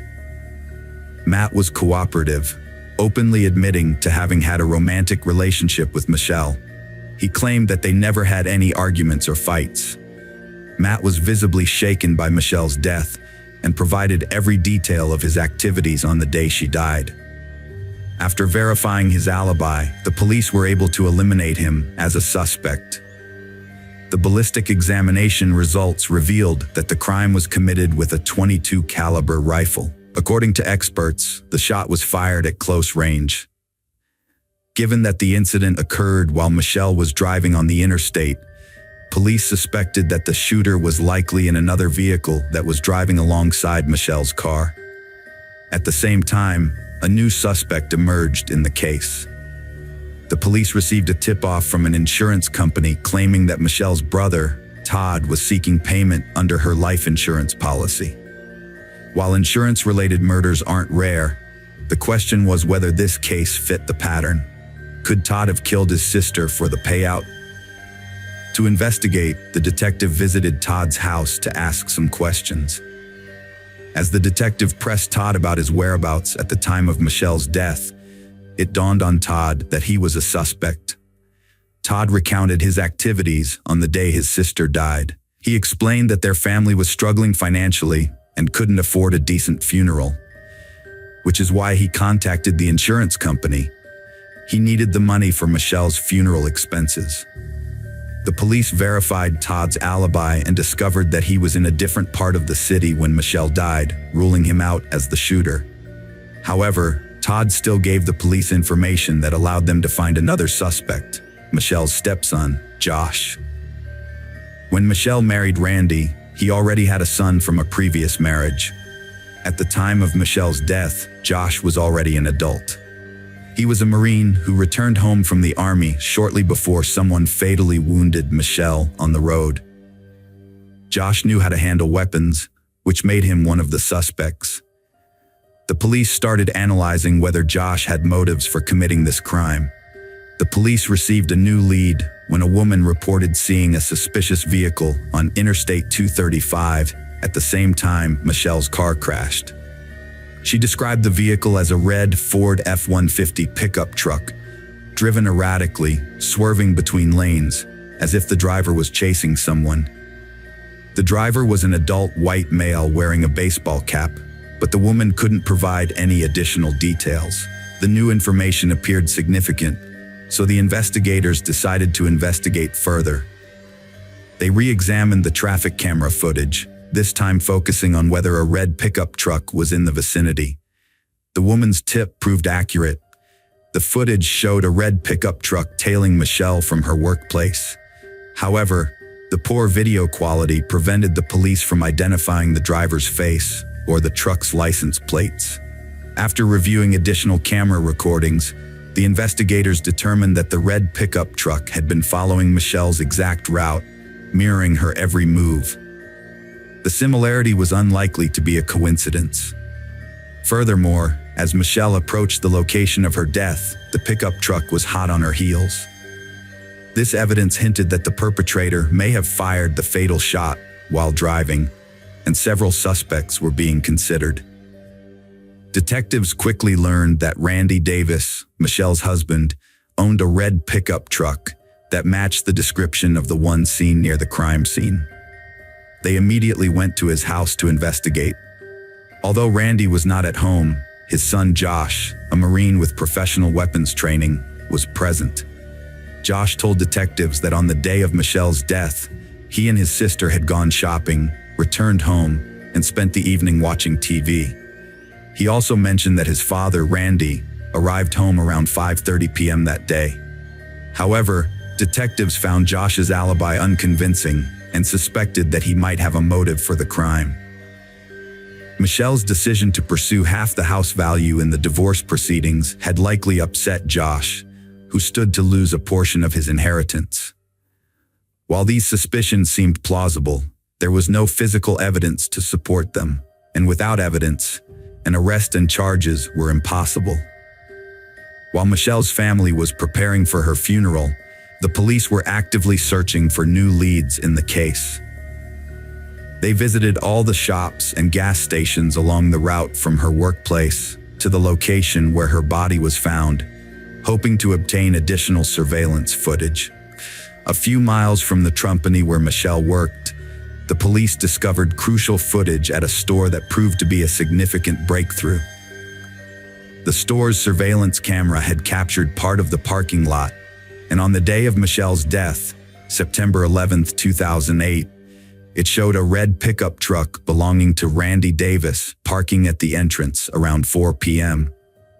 Although the footage revealed the driver getting out of the truck and entering the store, the poor quality made it impossible for investigators to determine whether the driver was Randy or his son Josh. Further analysis of the footage revealed that over the next 30 minutes, the pickup truck returned to the store several times, but the driver remained in the vehicle. The last time the pickup truck was seen near the store was when Michelle left work, which raised even more questions for the investigators. The police, unable to identify a suspect, reached out to Randy Davis, who eventually made contact and came to the police station. There, the investigators informed him of his rights and asked about his activities on September 11th. Randy mentioned his difficult divorce from Michelle, his wife of 17 years, and claimed to have been at work that day. When questioned about his arrival time at home, Randy hesitated before stating he got home at 3:45 p.m., which contradicted the surveillance footage and his son Josh's testimony, who said his father arrived around 5:30 p.m. The investigators then revealed to Randy that Michelle had died from a gunshot wound, not a car crash, information that had not been previously disclosed. Randy showed little reaction to this news, and when the police asked when he last saw Michelle, he requested a lawyer, ending the conversation.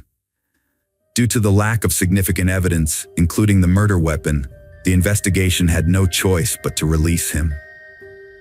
On September 15, 2008, 4 days after Michelle's death, her family and friends, including Randy Davis, gathered for her funeral. Randy tried to show that her death was a heavy loss for him, even bursting into tears at some point. Help arrived from an unexpected quarter when Josh Davis walked into the police station, accompanied by his lawyer, and expressed his desire to make a statement. Josh claimed that upon returning home from his sister's house, he found his father Randy waiting for him, holding a gun. Randy warned Josh that it would be better for him to stay back, and Josh grasped the implication that his father was trying to prevent him from entering the house, but ultimately failed to do so. Randy drove into the garage and confessed to Josh that he had shot Michelle. He was upset because his wife was filing for divorce and suing him for part of their property, which he refused to accept. On September 11, 2008, Randy took drastic action. He parked his red pickup truck outside the store where Michelle worked and waited for her to leave. Randy drove past the store multiple times, worried that he might miss his opportunity. This is why he appeared on the store's CCTV footage several times after Michelle left work. Eventually, he followed her and waited for the perfect moment to strike. When the time came, he rolled down the passenger side window and fired. Based on Josh's testimony, the police arrested Randy Davis for the murder of Michelle, and he was initially charged with first-degree murder.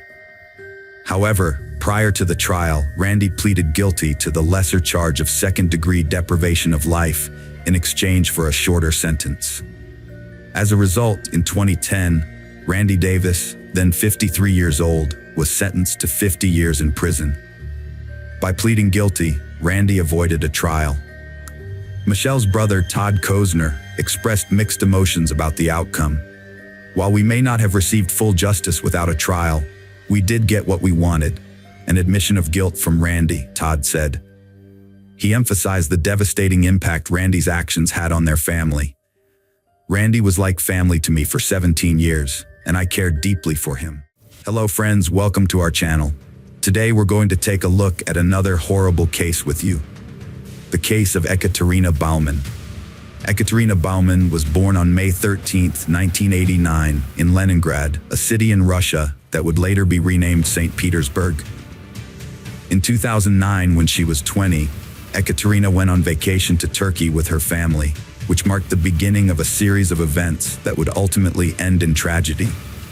It was during this trip that she met Walter Bauman, a German citizen 13 years her senior. Notably, Walter was fluent in Russian, having been born in Kazakhstan, a country that, like Russia, was part of the USSR until 1991. Walter, who had been educated in Germany and was financially successful, struggled with his personal life. Despite his desire to find the perfect partner, he himself fell short of being an ideal catch. Still living with his parents, Walter paid little attention to his appearance and often dressed sloppily, making him unattractive to many. He frequently met women online, mostly from Russia, and had been chatting with one particular woman for a while. Eventually, he decided to visit Russia to meet her in person. However, when they finally met, Walter failed to make a good impression, and she lost interest in continuing their relationship. That's why his friends were stunned when he had a holiday romance in Turkey. Ekaterina was a young and beautiful woman who could have had numerous admirers, yet she chose Walter. This romantic love story began like many others, with two lonely hearts feeling an undeniable attraction to each other. After returning to their respective homes, Ekaterina to Russia and Walter to Germany, they continued to communicate through social media and lengthy phone calls. Walter told his friends about Ekaterina's kind nature and beauty, and how they would spend hours talking on the phone and even exchange poetry. He would occasionally visit her in St. Petersburg, investing a significant amount of money in these trips. Ekaterina was in her second year of university in St. Petersburg when Walter's serious intentions led him to help her transfer to Hamburg University. This resulted in Ekaterina leaving Russia for Germany in 2010. In Bremerhaven, people described her as a bright, attractive, and lively young woman. Despite the distance, she remained in close contact with her family back in Russia. Ekaterina continued her business administration studies, which she had begun in Russia. She enjoyed running, practicing yoga, and seeking out peaceful spots. A few months later, Ekaterina and Walter got married. According to Alexander, A friend of Walter's who had experience as a wedding photographer, their ceremony was lavish. He recalled that Ekaterina was the happiest and most stunning bride he had ever seen, and the celebration was certainly expensive. The registration took place at a lighthouse, after which they rode away in a grand white horse-drawn carriage, a sight unlike any in Germany. Despite the small guest list which seemed unusual, the wedding came to a close before dawn. Walter and Ekaterina's wedding photo exudes happiness. Walter appears as a supportive husband, while Ekaterina tenderly hugs him and beams with joy. They seem like two people perfectly suited for each other. As they embarked on their new life together, their story resembled a fairy tale. However, instead of a grand castle, they moved in with Walter's parents. This marked the beginning of Ekaterina's challenges in Germany. Living with her in-laws proved difficult. The fairy tale illusion started to crumble. Walter's mother, a tough and influential figure, would play a crucial role in how this story unfolds. It's essential to provide some background on her. Ekaterina's mother-in-law, Ludmila Baumann, lived in Kazakhstan for the first 38 years of her life. She excelled as a student and went on to hold various jobs, including assistant chemist-technologist, chemical engineer, and middle school teacher. At 18, she got married and had a son, who became the center of her universe. Ludmila's family had German ancestry, which led them to leave Kazakhstan for Germany, where they settled in Bremerhaven. She worked at a marine institute dedicated to researching global warming and participated in around 25 expeditions, including Arctic explorations. Ludmila's immigration story inspired many fellow immigrants in Germany, earning her a place of honor with her portrait displayed at the Immigration Center in Bremerhaven. Ludmila struggled to come to terms with her son Walter being a grown man in his 30s. She would frequently call him, inquiring about his whereabouts and when he would return home, due to her overprotectiveness, as a result of him being her only child. Walter worked at the port, earning a substantial income of around 4,000 euros a month, which often required him to work on weekends and holidays. While not a workaholic, he was frugal and saved most of his earnings. When Ekaterina became pregnant in 2017, Walter decided to allocate a small portion of his savings to purchase a house, allowing them to move out of his parents' home. Ludmila's interference in their marriage and criticism of Ekaterina's role as a homemaker further strained their relationship, making it difficult for the young couple to establish their independence. The move did not improve Walter and Ekaterina's relationship.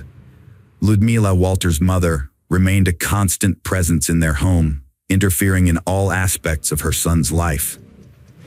After their daughter was born, the tension between Walter and Ekaterina increased, with Walter becoming more controlling and physically abusive. The authorities were initially informed about the Baumann family's domestic violence issues, but the case was quickly closed after the couple claimed to have reconciled. However, the abuse persisted. Walter secretly recorded arguments with Ekaterina, accusing her of being a bad mother and mentally unstable. In fall 2020, Ekaterina reached out to a support center for domestic violence victims after leaving Walter with their daughter. Desperate to win them back, Walter promised to change, and Ekaterina eventually forgave him and returned home with their daughter. Despite this, the fighting between the spouses continued. Whenever Walter acknowledged his wrongdoing, he would give Ekaterina gifts or plan a family trip. Not only did Walter's attitude towards Ekaterina change, but also towards their child. Walter exerted total control over his daughter.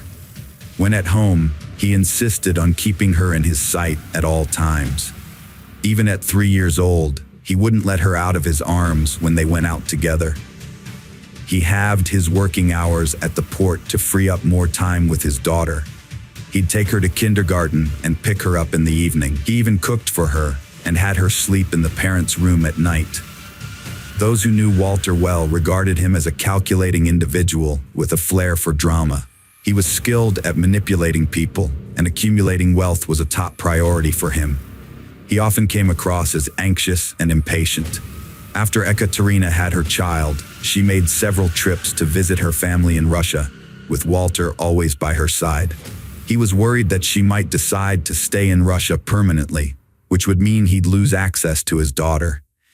As Ekaterina saw her husband's behavior become increasingly abusive, she started thinking about getting a divorce.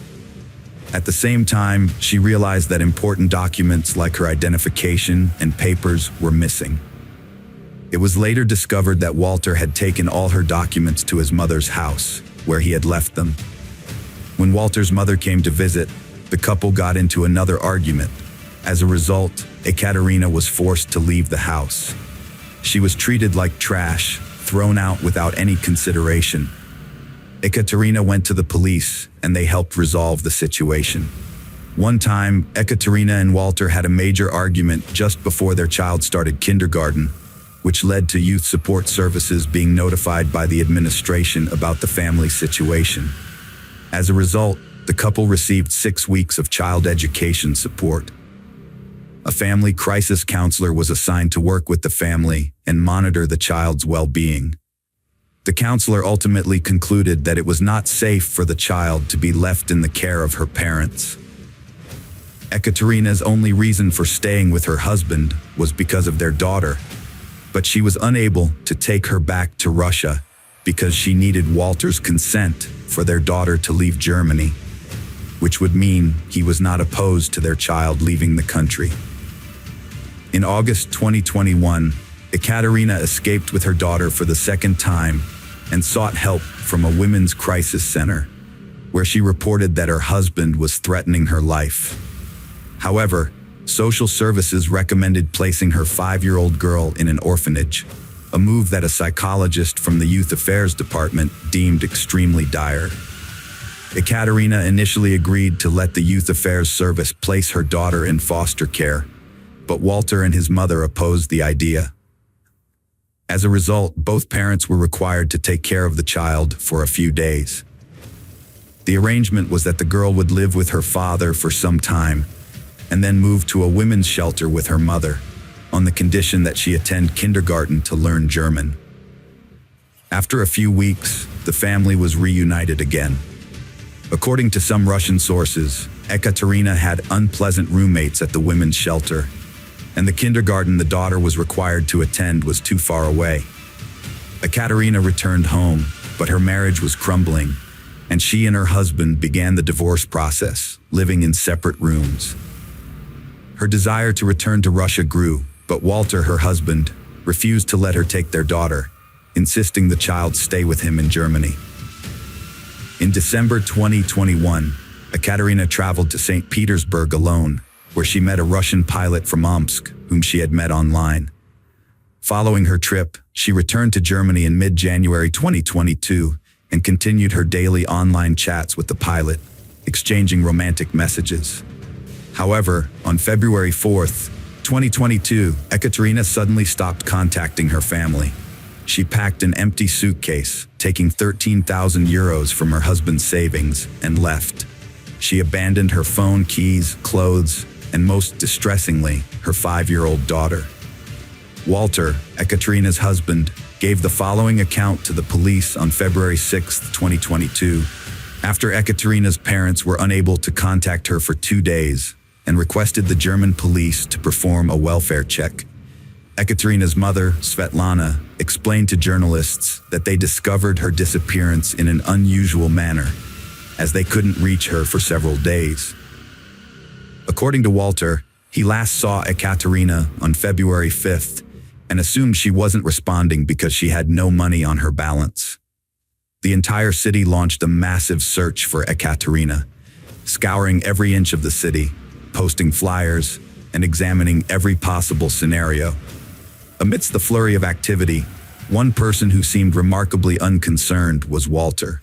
While others were busy plastering the city with missing person posters, Walter was engrossed in renovating his house. It took 4 days for the police to finally investigate the Baumann family home, where Ekaterina was last seen. By that time, Walter had completed the renovations, including painting the floors in the guest room and replacing the couch. Moreover, he was observed buying a large quantity of cleaning supplies from a local store. During the investigation, the police discovered that the surveillance footage from the house's video cameras had mysteriously vanished. They conducted a 3-hour search of the house, accompanied by a detection dog that was led through the garage and the house. The dog exhibited slight agitation in the garage, but failed to provide any concrete indication. Initial tests by the crime scene investigators yielded no evidence within the house or garage. However, they did find a knife and an electric shocker in the cluttered car, which were seized as potential evidence. The officers were struck by Walter's apparent lack of concern for his missing wife. Instead, he seemed more interested in gaining sole custody of their 5-year-old daughter in the event of her wife's absence. Despite the ongoing search efforts, no signs of Ekaterina were found, and it was as if she had vanished into thin air. The police knew that it was highly unlikely for a young mother to abandon her daughter, personal documents, and phone in a foreign country. Walter's statement that Ekaterina had left with an empty suitcase only fueled the police's suspicion. The mysterious disappearance of Ekaterina sent shockwaves throughout the city and beyond. Even strangers, including women who had never met Ekaterina, banded together to search for her, vowing to continue until the truth was uncovered. 2 weeks after Ekaterina's disappearance, a massive search effort was organized, with around 400 volunteers, including rescue dogs, scouring Bremerhaven in North Germany. The incident sparked a huge reaction on social media, and Ekaterina's family managed to draw attention to her disappearance in Russia, with the story being featured on major Russian TV channels. Ekaterina's mother revealed to journalists that her daughter had been in a 12-year relationship with Walter, but for the past year and a half, their marriage had been marked by constant arguing, with Walter physically abusing Ekaterina on multiple occasions. She claimed that Walter had isolated Ekaterina from others, taken away her identification documents and bank cards, and prohibited her from meeting anyone. On March 1, 2022, a disturbing discovery was made 25 days after Ekaterina's disappearance. In Bremerhaven, a passerby out for a walk found a strange suitcase that had washed up on the River Weser shore. The gruesome contents included human body parts packed in garbage bags, but not all of the remains were found. Tragically, the victim was identified as 32-year-old Ekaterina Baumann. In a chilling twist, the suitcase was found near the same lighthouse where Ekaterina had exchanged her vows. The discovery of the suitcase was a crucial breakthrough in the investigation, as it could have easily floated out to the North Sea, leaving Ekaterina's fate a mystery forever. Instead, her loved ones were forced to bid a final farewell to their beloved daughter, mother, and friend. Following the discovery of the body, the family's house was searched for a second time, and forensic experts spent several days collecting and analyzing evidence. The police investigation uncovered a trove of suspicious items, including a bottle of strong sedative found in Ekaterina's blood, single-use gloves, foil, adhesive tapes, and large quantities of garbage bags and cleaning products. In the garage and shed, investigators found canisters of acetic acid, solvents, and bleach, as well as a set of suitcase keys and the pink scarf Ekaterina wore in her last selfie. Notably, the police found very few of Ekaterina's personal belongings, and most of her clothes had been discarded. A cherished wedding photo, a reminder of happier times, was hidden behind the piano. In a surprising twist, the white jacket Ekaterina wore in her last selfie was discovered in a trash container at the workplace of Ludmila Baumann, Walter's mother. Ekaterina's life tragically came to an end on Friday, February 4, 2022. That evening, at around 4:30 p.m., she decided to take a 10-minute walk, wearing a light-colored jacket and yellow skirt, which was captured by her neighbor's security cameras. The family then had dinner together, during which Ekaterina drank 1 glass of wine while Walter consumed the rest, leading him to retire to bed at around 8 p.m. According to official court records, Ekaterina's phone signal was last detected at 7:41 p.m. Later, at 8:25 p.m., she made a video call to her new romantic partner from her computer, appearing to be in a good mood. She promised to call him again after putting her child to bed, but unfortunately, she never made that call, nor did she contact anyone else that evening. 2 hours later, her Russian pilot acquaintance sent her a goodnight message, which remained unread. A subsequent forensic investigation revealed that Ekaterina had passed away approximately 2 hours after dinner, as confirmed by the analysis of her stomach contents. The autopsy showed traces of strong sedatives and alcohol in her bloodstream. Furthermore, the forensic experts discovered that her hyoid bone was broken and the cause of death was determined to be strangulation. The examination also revealed that very sharp tools were used to inflict additional injuries on her body. The next morning, Walter briefly opened his car door at 7:22 a.m. Later, at 10:20 a.m., he drove off and did not return until 4:49 p.m. 3 days later, Walter phoned his wife to perpetuate the story that she had abandoned him. He also sent her several texts, inquiring about her whereabouts with the question, "Where are you?" Before Ekaterina vanished, she and her husband Walter were in frequent and intense contact through WhatsApp daily conversations. However, after February 4th, all communication between them abruptly stopped, which was highly unusual. In mid-February, Walter took his car to auto service, instructing an employee to meticulously clean the interior from top to bottom. On August 26, 2022, the trial commenced. The prosecutor alleged that Walter spiked his wife's drink with sedatives, then strangled her once she fell asleep. The prosecution posited that Walter's motive was his fear of losing custody of their daughter in the event of divorce, as well as the potential financial losses.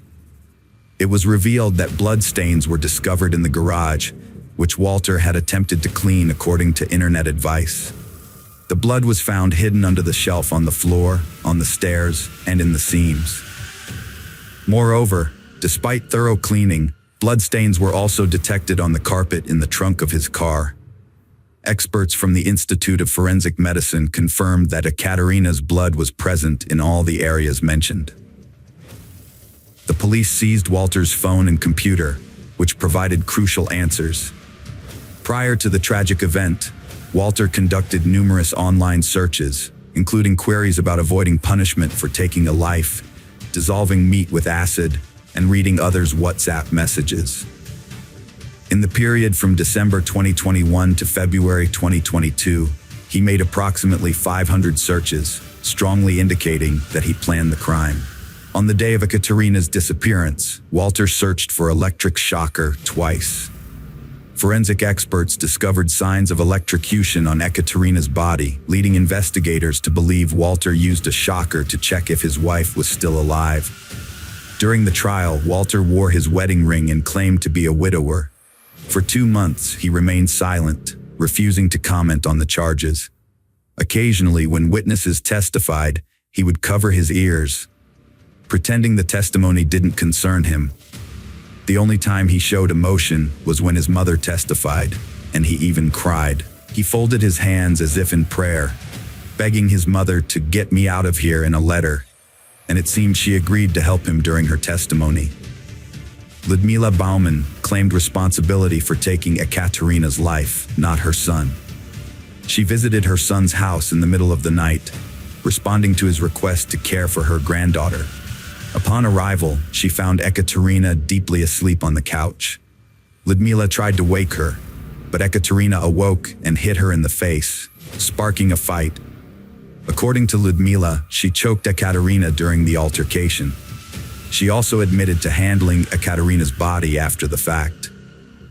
Despite her confession, Ludmila described Ekaterina as a beloved daughter figure, leading to speculation that her immense love for her son might have driven her to take the fall for him.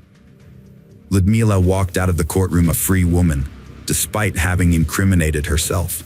The jury and the prosecutor's office didn't buy her story, thinking she was trying to shield her son. Even seasoned lawyers were stunned by Ludmila's bold move. Her own attorney demanded her arrest, while her son's lawyers called for Walter's release, but it didn't happen. Ludmila remained free, while her son stayed behind bars. But she refused to give up. She penned a letter to the court explaining in detail what she'd done with the body. Again, she swore her son was innocent and asked to be questioned further and charged. But the court wouldn't budge, still doubting her. Ludmila's involvement in the crime was established when she provided information that led to the discovery of a missing fragment, which was not found in the suitcase. The accuracy of her tip was confirmed when the police found another weighted bag. Furthermore, data from Ludmila's phone pedometer revealed that she had walked 220 yards around 0:40 a.m. on the night of the murder, corroborating evidence from neighbors, video cameras that showed a person passing by Walter's and Ekaterina's house. Additionally, Walter's father's phone activity suggested that he had driven Ludmila to the son's house, contradicting his initial claim of being asleep. It was later determined that Ekaterina was already deceased when Ludmila arrived at the son's house, which meant that Ludmila had given false testimony. Although she may not have actively participated in the murder, Ludmila was present during the subsequent events and helped conceal evidence, making her an accomplice. However, under German law, Ludmila was not arrested or charged for her role in the crime. As the verdict drew near, Ludmila grew increasingly desperate in her efforts to exonerate her son. She penned a second letter to the judge, claiming responsibility for the crime and stating that she, not Walter, was the perpetrator. In the letter, Ludmila alleged that she had harbored a deep hatred for Ekaterina and had concocted a plan to make it seem as though she had poisoned herself over her unrequited love for a Russian pilot. Ludmila claimed that she had entered her son's house to leave a farewell note written in Ekaterina's name, but Ekaterina had awoken, forcing Ludmila to strangle her. The court, however, remained unconvinced by Ludmila's confession, as all evidence pointed to Walter's guilt. Throughout the proceedings, Walter remained silent until, in one of the final hearings, he read from his 230-page statement detailing his life in Kazakhstan, his relationships, and his love for Ekaterina. Despite touching on the tumultuous nature of their relationship, including the emotional burnout and psychological issues that led to frequent quarrels, Walter only briefly mentioned the fateful night, stating that he was asleep while his mother took Ekaterina's life and dragged her body to the garage. Walter unequivocally blamed his mother for the heinous crime, accusing her of betrayal, manipulation, and landed him in prison. Addressing the judge, he implored that his daughter, having lost her mother, must not be forced to lose her father as well. The most disturbing aspect of this story is not the horrific details of the crime itself, but the fact that the entire ordeal played out in front of the couple's 5-year-old daughter. As a result, the Russian grandmother, Svetlana, has been prohibited from contacting her granddaughter, who has been placed in a German foster family. Walter was at home with his daughter when the traumatic event occurred, leaving the child with severe psychological scars. The girl, who is now living in a special facility for traumatized children under a new name, often mutters to herself, pointing to her head and forearms, saying she witnessed everything. Svetlana is fighting to obtain guardianship of her granddaughter, but German authorities have denied her even phone contact. On May 23, 2023, when the verdict was announced, Ekaterina's daughter was 6 years old. Walter Baumann received a life sentence, although German law allows for parole eligibility after 15 years. Ekaterina's ashes were buried in her hometown of St. Petersburg. The case of Ludmila Baumann, Walter's wife, remains open, and it's possible that she may be charged as an accomplice, but no such charges have been filed yet.